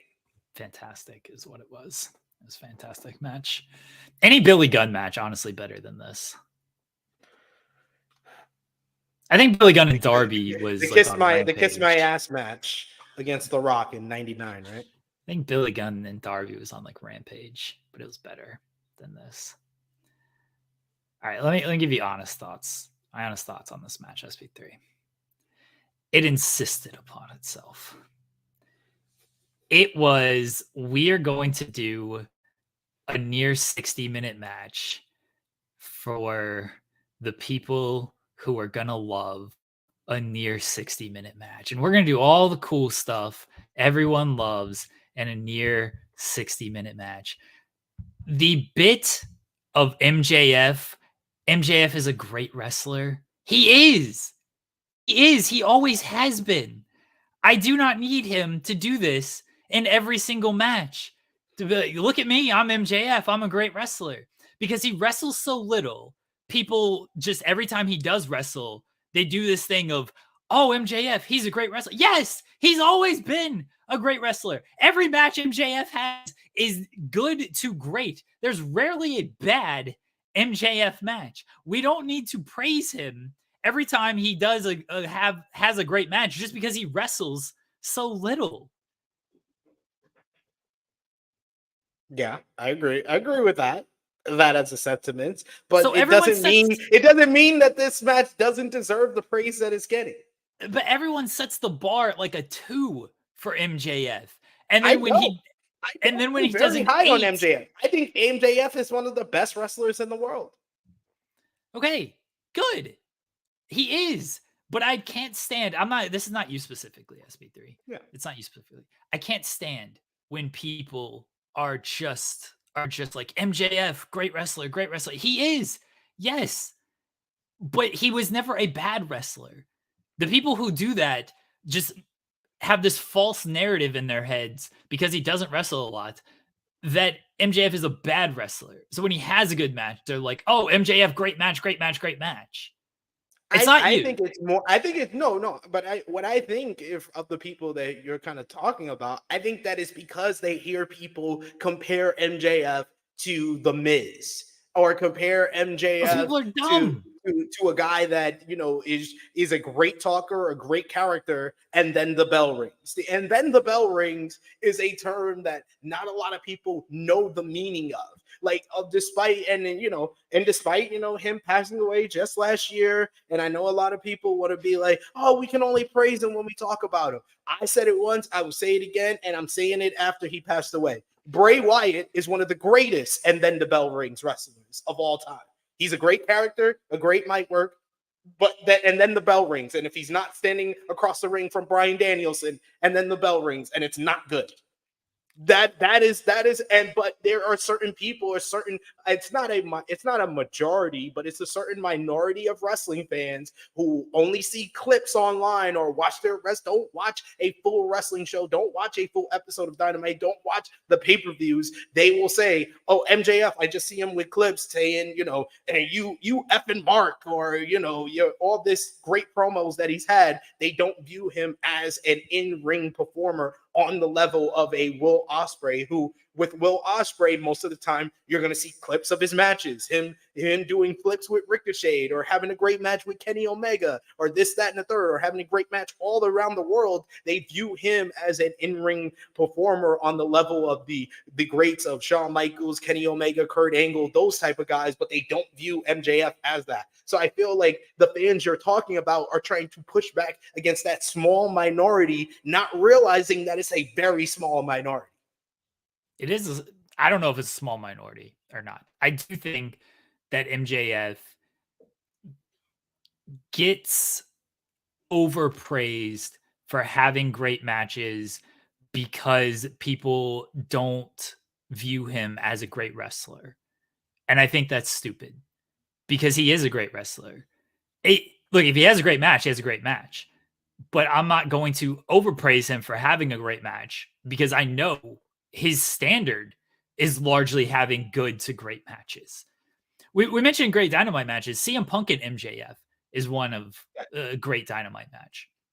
So I just don't. I think people just overpraise MJF on that because you're right. It is pushback against people who are like, oh, MJF is and then the bell rings kind of guy. No, he's not. But I'm not going to overpraise him for just telling me that, or for doing a great match, because he does the same shtick in every match. He does the let's trade holds and let me prove I'm a great wrestler type of thing. I get it. I see that every match from you because you have great matches. Yeah, I think that I am a victim of overpraising him in this matchup is because I'm very high on Will Ospreay, but I think that MJF was better in this matchup. I thought that the story element, the psychology of the matchup, and yes, there was psychology because I know a bunch of people are going to be like, oh no, it was just moves and high spots. There wasn't any story being told. No, there very much was a story being told of MJF, trying to go hold for hold and do Will Ospreay things, but also knowing him very well and having reversals and counters of the different Will Ospreay stuff. And then there is the storytelling with Will and the Tiger Driver, which I feel can be overdone sometimes. And it was very much, I will say, overdone in this finish because it's like MJF is not the type of person that you should be having a conscience against. That is, if you have him up in the Tiger Driver position, you should not be thinking twice about it. You should drop him on his effing head. So I think that part, if you want to have any type of nitpick or criticism to the matchup, I can understand that part. But I love the finish of the matchup because it's Will following up. It's Will giving me the finish that I expected in the Swerve matchup.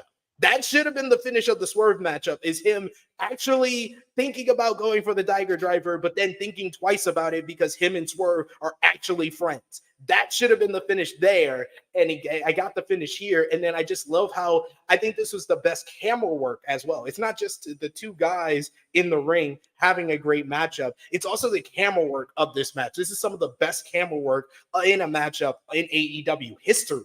Like the camera shot of Will doing the tope suicida hidden blade as MJF's pointing to his head. is just awesome. It just looks like Will is coming into your television screen and gonna pop out after he hits him with the hidden blade in the back of the head. Very well done. And how they shot the finish with the referee going down. You never see MJF putting on the Dynamite Diamond ring. He punches him, gets the 1, 2, 3, and then at the end you see the Dynamite Diamond ring over here on the side, and you're like, oh, that's how he won. That's great stuff. That was shot very, very well. It was produced very, very well. MJF was a consummate heel. Will Ospreay was a consummate babyface.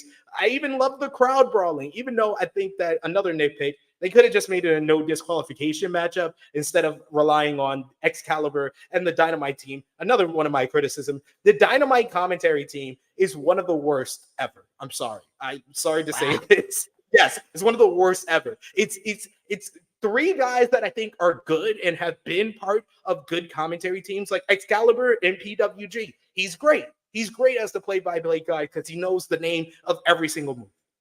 Tony Schiavone, when he's on Collision with Nigel McGuinness, the best commentator in AEW, he's good. He's good. He's reliable. And he had the best line of the night when he tells Mariah May, "Speak, bitch." I'm sorry. That popped me so much. I don't care what anybody says. And then Taz, he was a part of a great commentary team with Michael Cole in the SmackDown days. But you put them together, they are horrible.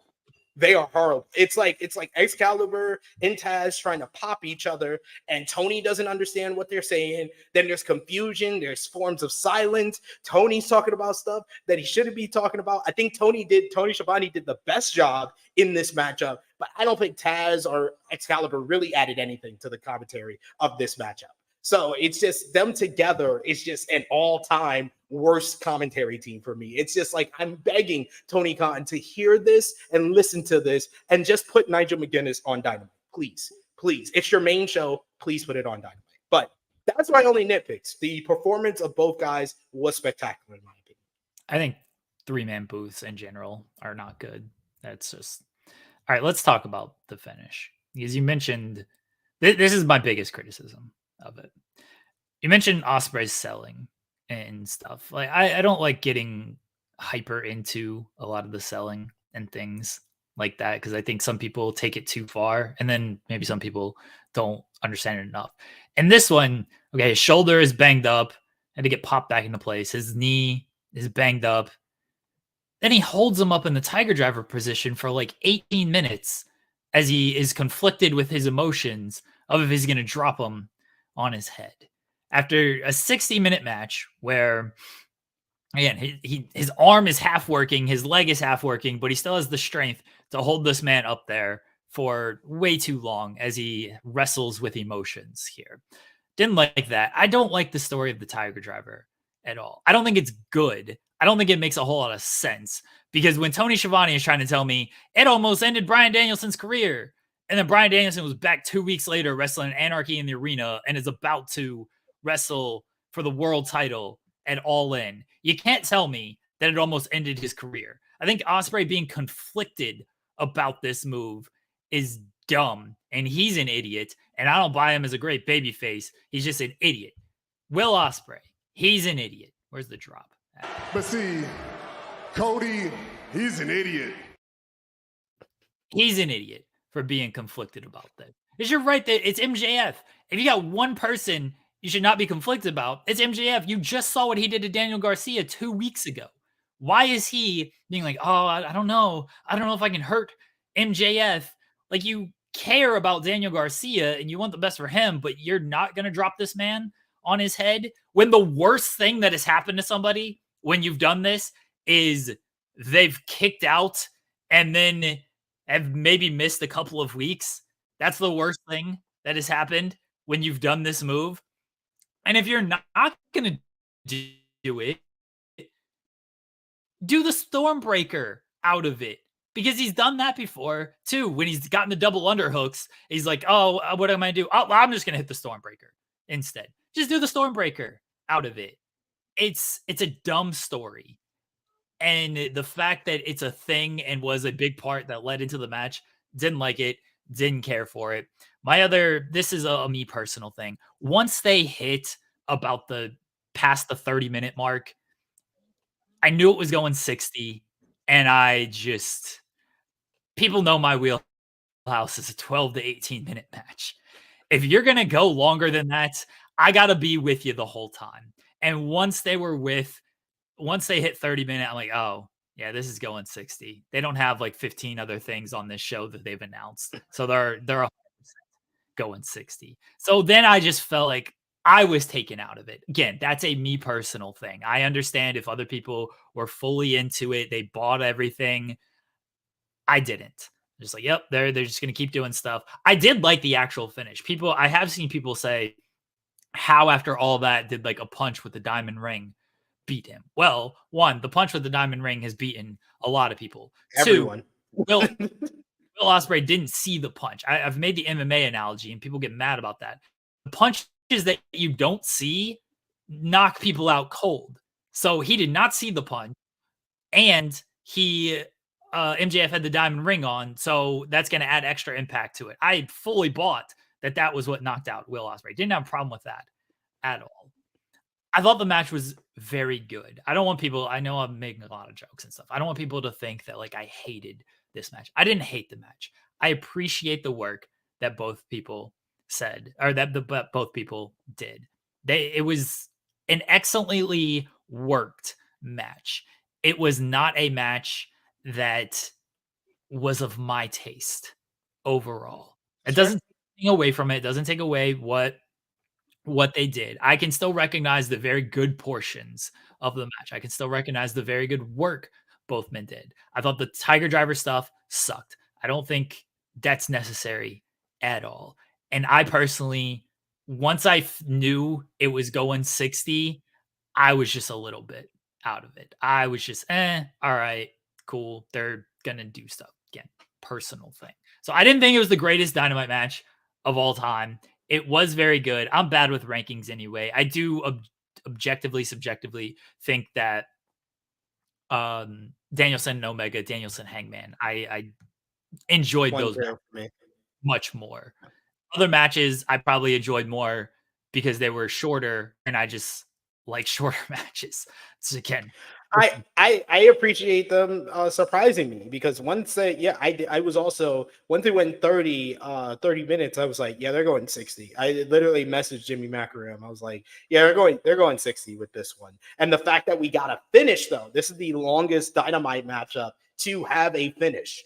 So the fact that we got a finish, a 1, 2, 3, the timing that takes is really up there, and it's everyone involved, including the referee. Because I thought that Bryce was slowing up his count so he wouldn't hit the 3 before the end of the time limit, so they could say, "Oh, MJF would have won if he had 2 more seconds or something like that." But no, he got the 1, 2, 3 with like a second remaining. That takes a lot of timing. It takes a lot of pacing. That was a great job on the finish. That's why I really like the finish, and I don't understand really a lot of people complaining about the finish. I understand if you're complaining about the Tiger Driver stuff and Will kind of the emotional struggle that he's having in his face, and I don't think that works with a guy like MJF based on what he did 2 weeks ago to Daniel Garcia. I can understand that, but I still think it's a perfect matchup. And I agree with the praise that, I think it was Dave Meltzer saying it was one of the fastest paced like 60 minute matches that I've seen, because they started off kind of slow with MJF going to the outside, doing the Froggo strut, and then Will does the Froggo strut after. But the way they were doing different sequences, fast paced like that, they did not pace this like it was going to go 60 minutes at the start of it. So that was very well done as well. I think it's 2 of the best wrestlers out there giving you a near 60-minute matchup. So it's up there. It's top 3 for now. I would say top 3, top 5 Dynamite matches in my opinion. So yes, it was very, very good in my opinion. 7 stars. I didn't like it. It insisted upon itself. That's my full review. And you went down, so I'll give you credit. You went down from 9 stars. So, yeah. So he's a fair star rating giver, because he was like, I criticized enough, I could take away 2 stars.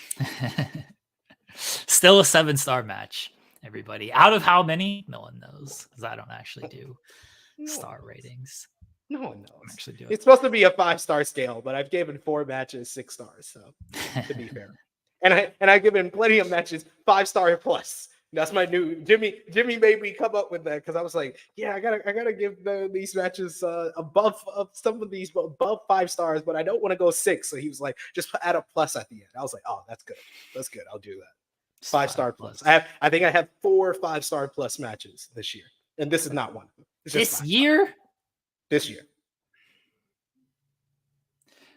Ospreay to catch the. At Revolution, and you saw how I was reacting to that. Yeah. I loved every minute of that. Yeah.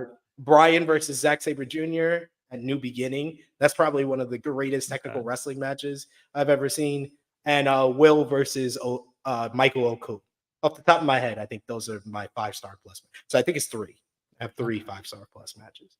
None of those matches are better than Sting's last match, which might be the greatest wrestling. That got 5 stars. That got 5 stars. 100 stars. Perfect match. People gotta go like 5 is just too little at this point. Like you gotta go to a 10 scale so people can really get the difference of what's going on here. I got 4 matches in my 6-star scale all time 4 matches starting from 1997 until now. 4 matches, 6 stars.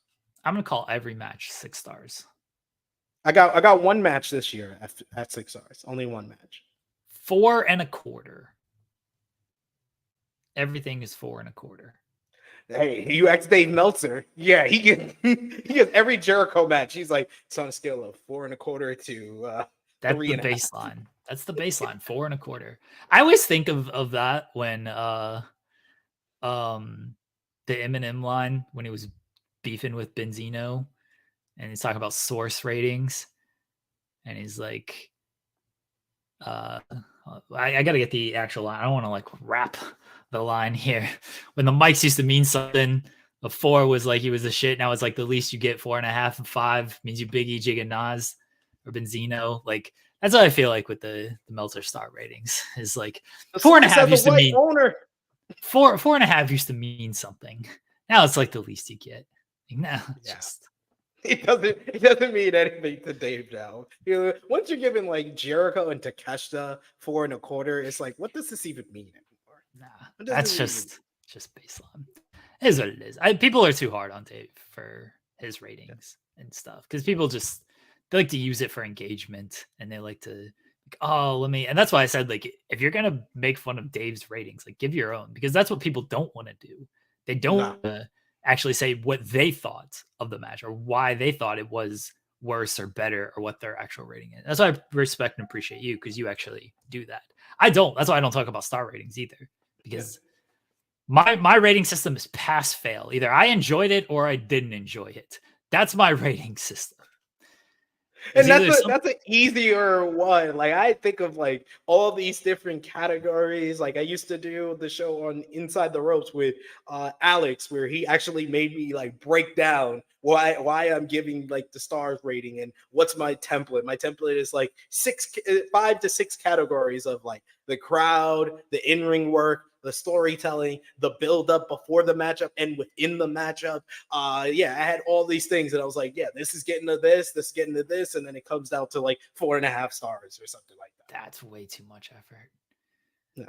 But I do it all in the head. I don't break it down the way I used to on that show. Shout outs to Inside the Ropes and Kenny McIntosh. But I don't do it anymore like that. I just on Wednesday, Tuesday, I just put out my list. And if someone asks me, oh, why did this not get 5 stars? Then I can explain it more. I could be like, okay, this is why it got 4.75. This is why it's a perfect matchup. Like before MJF and Ospreay, my last 5-star matchup was actually on Saturday. It was the Io Sky and Utami Hayashishita, because I had someone really correct me and give me the pronunciation because I botched all these Japanese names. So Utami Hayashishita, she put on a great performance. Io Sky put on a great performance. But most of all, it was the crowd that really made it over the top, that made it a 5-star matchup for me. So I don't know what Dave, I didn't look at his star ratings today. I don't know what Dave gave it, but I'm guessing he gave it 4.75 stars because he gives every great women's match 4.75 stars to piss off the Joshi fans. I don't know what he gave. I don't pay attention to what he actually rates a lot of this stuff. I never. Okay. What else? Oh yeah, McCarthy, not Pulowski. Everybody. McCarthy, not Pulowski. Is who we don't like Alex McCarthy around here. Hey, I love Alex McCarthy. That's the guy who put me on. He gave me my first gig outside of True Hill Heat. People are talking about this in the chat.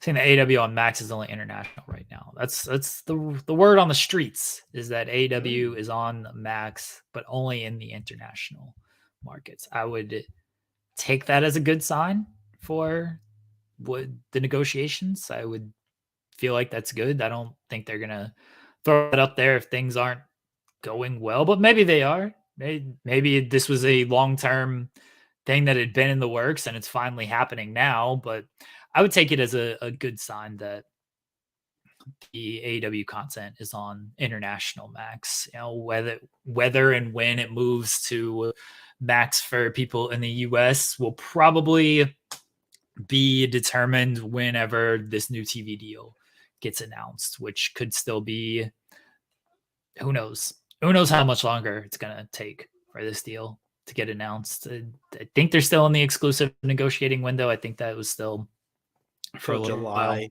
Yeah. So we're still in July. So there we go. Yeah. I called it.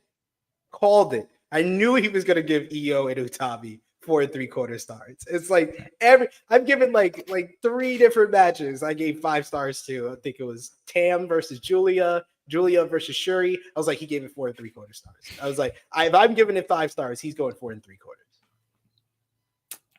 There you go.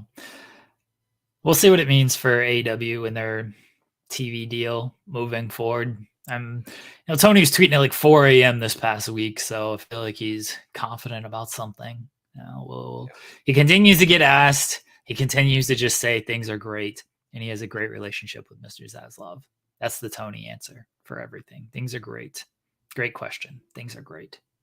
And they're separate. I heard that Warner Brothers is thinking about separating like their TV and streaming from their movie departments. Like they're splitting Warner Brothers Discovery into 2 different departments, which is an optimistic sign for AEW that they are going to get that deal that they want, or at least close to the number that they want. So I'm interested. I think we're gonna hear it in the next couple of weeks, probably the start of August, heading into All In. Hopefully, for those outside of the UK, they'll put All In on like Max or a streaming service, so you don't have to pay $50 for that. Yeah, the upfronts are fairly soon. I think they're fairly soon. So we'll see. If they have any type of announcement at the upfronts. I'll get a date on the actual upfronts, so that way I'm giving out correct information around here. You got to fill some dead air here, SP3. Okay, so yeah, Dave and Dave giving Ospreay and MJF 5 3/4 stars. Dave never changed. Never changed, Dave. I love you, Dave. You That's hilarious. That's just hilarious to me. But yeah, I'm interested to see what's going to go down with this AEW media rights deal. I think that we're going to get the good news in the next couple of weeks. Other than that, we can also touch on, I guess, did you watch ROH and TNA Impact? I did watch TNA Impact before we went live here. I was very interested because before I watched TNA Impact, I did see the matches for Slammiversary, and I was just very baffled by why Jeff Hardy is not on the show. Like that was the biggest thing from Against All Odds was Jeff Hardy's. We know why though. Why? Show's in Canada. Makes sense. Can't exactly, That's why they had to write him off of television. Not medically cleared to travel. I did watch it. And I was like, oh, okay. They did an angle to explain it. Jeff was never going to be on this show. The moment it was announced it was in Canada, Jeff couldn't go. And it was announced before he made his debut. Against All Odds that it was going to be in Montreal. So wouldn't you wait maybe till after? I don't know. I don't get it. The way they've used and booked Jeff Hardy has been kind of weird to me as well. This was his first match back in TNA was the matchup with the System versus the Hardys, and you have JDC, Dirty Dango, be the one to write him off and injure him. It's strange. I guess it works. And he attacked Rebby Hardy backstage apparently as well. So now he's gonna verse Broken Matt at Slammiversary. The best part of TNA Impact was the return of the Treehouse. That was my favorite part of the whole entire show. Wesley being back, Trey Miguel trying to be like, "Oh, Dez is back," and then and Zach says, "No, that's Wes." It's like, "Wes? Like what?" It's like, "Don't mess this up for us." It's like, "Oh, Wes." Trey was great in that segment. That was great stuff. Great stuff. It's been fun seeing the Rascals back on TV together, whether it be on NXT, whether it be on TNA. I'm glad they added the Rascals No Quarter Catch Crew match. I said that was something that should be added. And then they added like 15 other matches. And I'm like, what are we doing? There's too many matches on this show. And this is my complaint about every pay-per-view, though. Some of these matches just feel unnecessary. Like a majority, I was like, outside of them confirming ABC versus the System and the Rascals versus No Quarter Catch Crew, I was like, there's barely been a build for any other match that they announced last night. Like Santana versus Jake something? What? That's so random.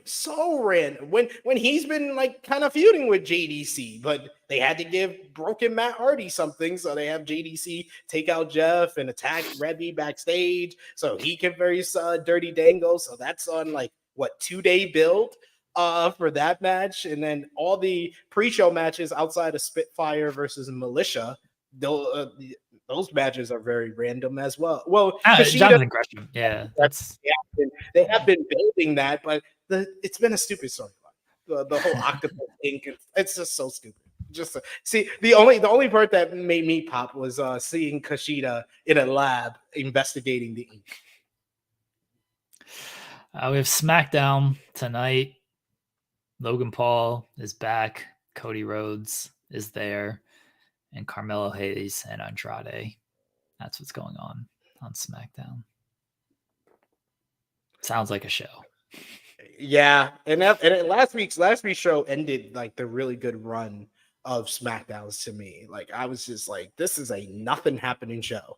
Yeah, ended with a, by Bloodline standards, just a fine angle with them beating down Randy Orton in front of Cody, who's doing his version of the Will Ospreay pantomiming. Don't do it to him. Take me. Oh my God. I was like, this is, and for anyone else, this would be a good angle. But for the Bloodline, after they come off the Jacob Fatu debut, and then the Paul Heyman all-time performance in Madison Square Garden, this is just fine. And it was the best part of the show. It was clearly the best part of the show, because like the matches weren't anything to write home about. It just felt like they was just like, okay, we got to just get through this week. We just got to get to SummerSlam. That's what SmackDown in general feels like right now. They're like, all right, we just got to get through these weeks to get to SummerSlam so Roman comes back, and then we got stuff for the rest of the year. Yeah, once Roman comes back, it'll kick up a little bit. Solo, they positioned Solo how they positioned him. They've done a good job over the past few weeks, but people haven't really forgotten the months prior. Before that, Jacob Fatu's injected new life, but then people are just saying Jacob Fatu's overlooking Solo, so they're looking more at Fatu over Solo. So we'll see what SmackDown. They're taping 2 episodes as well tonight since they're in Japan next week. So I did not know that. Yeah, it's a longer show. Not longer in the sense of like it's 4 hours of SmackDown tonight for the live crowd. It's only 2 hours still for us, but they'll have to just go forward. It's probably going to be like a 3-hour taping. Like I think next week's SmackDown will kind of be bare bones. There'll be a lot of like backstage segments and stuff like that. Yeah, very possible. Anything else from the weekend? We're going to finally get new trios tag team champions or trios champions. Our long national nightmare is over.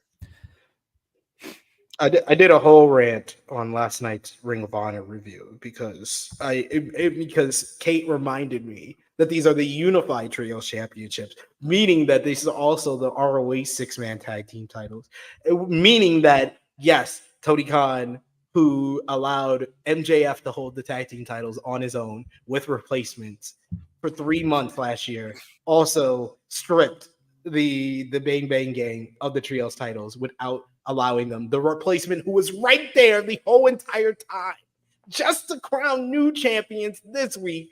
And then I also ranted about it on AEW Rampage because Jimmy McIlrath was like, yeah, if the patriarchy win these titles on Saturday, then all of this is pointless. Why not just keep it on the Bang Bang Gang and just let the patriarchy win it from them? It's like, yeah, that's the most obvious thing to do. But it also just made me overall think like these trios championships is the worst thing. It's one of the worst things that's happened to AEW. Like, it killed their hot tag team division, and it's been cursed from the very beginning. Like, the first champions get suspended the same day they won it. They crowned Death Triangle and never really, they were like placeholders until the Elite came back. Then they do the best of 7 series, which is like the peak of the trios championships, but the Elite win that, and then they only hold it for like 2 months before they lose it to House of Black. House of Black, they don't pay attention to them until they get into a 3-month storyline with the Acclaim for the Acclaim to win it at Wembley Stadium. And then the Acclaim hold it for like 6 to 7 months doing nothing but pre-show matches. And Dennis Rodman was there one time. I don't even know why. And then all for that to do a 3-month storyline with the Bang Bang Gang where the Acclaim literally were like dragging the Bang Bang Gang down to their level. And they're doing the same thing with the Young Bucks and the Elite because this whole Blood and Guts build has been one of the worst built big matches in AEW history. They've literally been dragging the Elite and the Young Bucks down to their level. And like, I like the Acclaim. No, scratch that. I like Anthony Bowens, but like, it's just so bad. They are so stale as an act. They've been dragging the whole Elite storyline that was the biggest thing in AEW in April when they attacked Tony Khan, they attacked Kenny Omega, and they did the big Anarchy in the Arena. Their first fumble was not making any stakes for Anarchy in the Arena, and then immediately bringing Christopher Daniels in as an authority figure. And Jeremy was saying that on episodes of In the Weeds, but no one wanted to listen to him. They totally nuked the whole Anarchy in the Arena like 3 days later, and then they have not recovered the ball. They've just been chasing the ball down the field ever since, and that's how we fumbled into Blood and Guts, where it just feels like a contrived 2010 WWE gimmick pay-per-view of, oh, we gotta do Blood and Guts in July. We've been doing it the last couple of years in July. The worst built Blood and Guts of all time. I'm fairly certain the match will be good, but the build has been trash. Like, the one good thing about this week was Darby coming down from the rafters, but these idiots brought back Darby last week in a random 30-second segment where he's beating up Brandon Cutler. Wouldn't this week be great if that was Darby's first return since Anarchy in the Arena? He comes down from the rafters and revealed as a final member of Team AEW. It's just simple things that they're just messing up. Like, the trios thing is stupid. The Blood and Guts build has been idiotic. And then bringing Darby back for a 30-second segment, only to have him do the big return spot this week, is one of the most cockamamie things that AEW has done this year. Well, you see SP3. And I'm sorry, I said I wasn't going to rant, but they had to bring back Darby last week to do the angle with Brandon Cutler, so Jack Perry could show how little he cares about Brandon Cutler as well. And then they could do the backstage bit with Brandon Cutler, the online exclusive, where he's very upset that everybody keeps attacking him. It's very important to the overall story. Brandon Cutler is, because see, he is like 5th in command, as we learned when FTR and Blackpool Combat Club wanted to go 5 more minutes, and Brandon Cutler came out and was like, no, the contract says you cannot go 5 more minutes. Brandon Cutler is very important to the overall story of this. People seem to be missing that. The thing that popped me the most of this trios title situation is they aired that backstage clip when Christopher Daniels is talking to Bang Bang Gang. He's like, I don't like this decision either. It's like, hey, don't fucking do it. No one's telling you have to do this. Christopher Daniels explicitly saying, yeah, you know what? I don't even like this. Then don't do it, dude. It's okay. It sucks. It sucks. So bad. We'll talk more about Blood and Guts on Wednesday. We'll talk a little bit on Monday as well, since you'll be back here, I assume. I offered on Monday. Yeah, I'll be here. Yeah. Everybody enjoy your weekend. Slammiversary is Saturday. So that's going to be a show as well. Oh, let me ask you about that. You think Hendry wins the title? No. I thought going in like a week ago, I think I did like a show on Love Wrestling, and shout outs to Big Bad Boris, who made a good point of like, it's all about the chase of Hendry right now. And you kind of want Hendry to win the title one-on-one and not in a 6-way. And then seeing the go home angle with him putting Moose through the table confirmed that thought, that I think that they'll keep the title on Moose from one more perfect pay-per-view cycle until they get to Bound for Glory, and Hendry beats him for the title at Bound for Glory.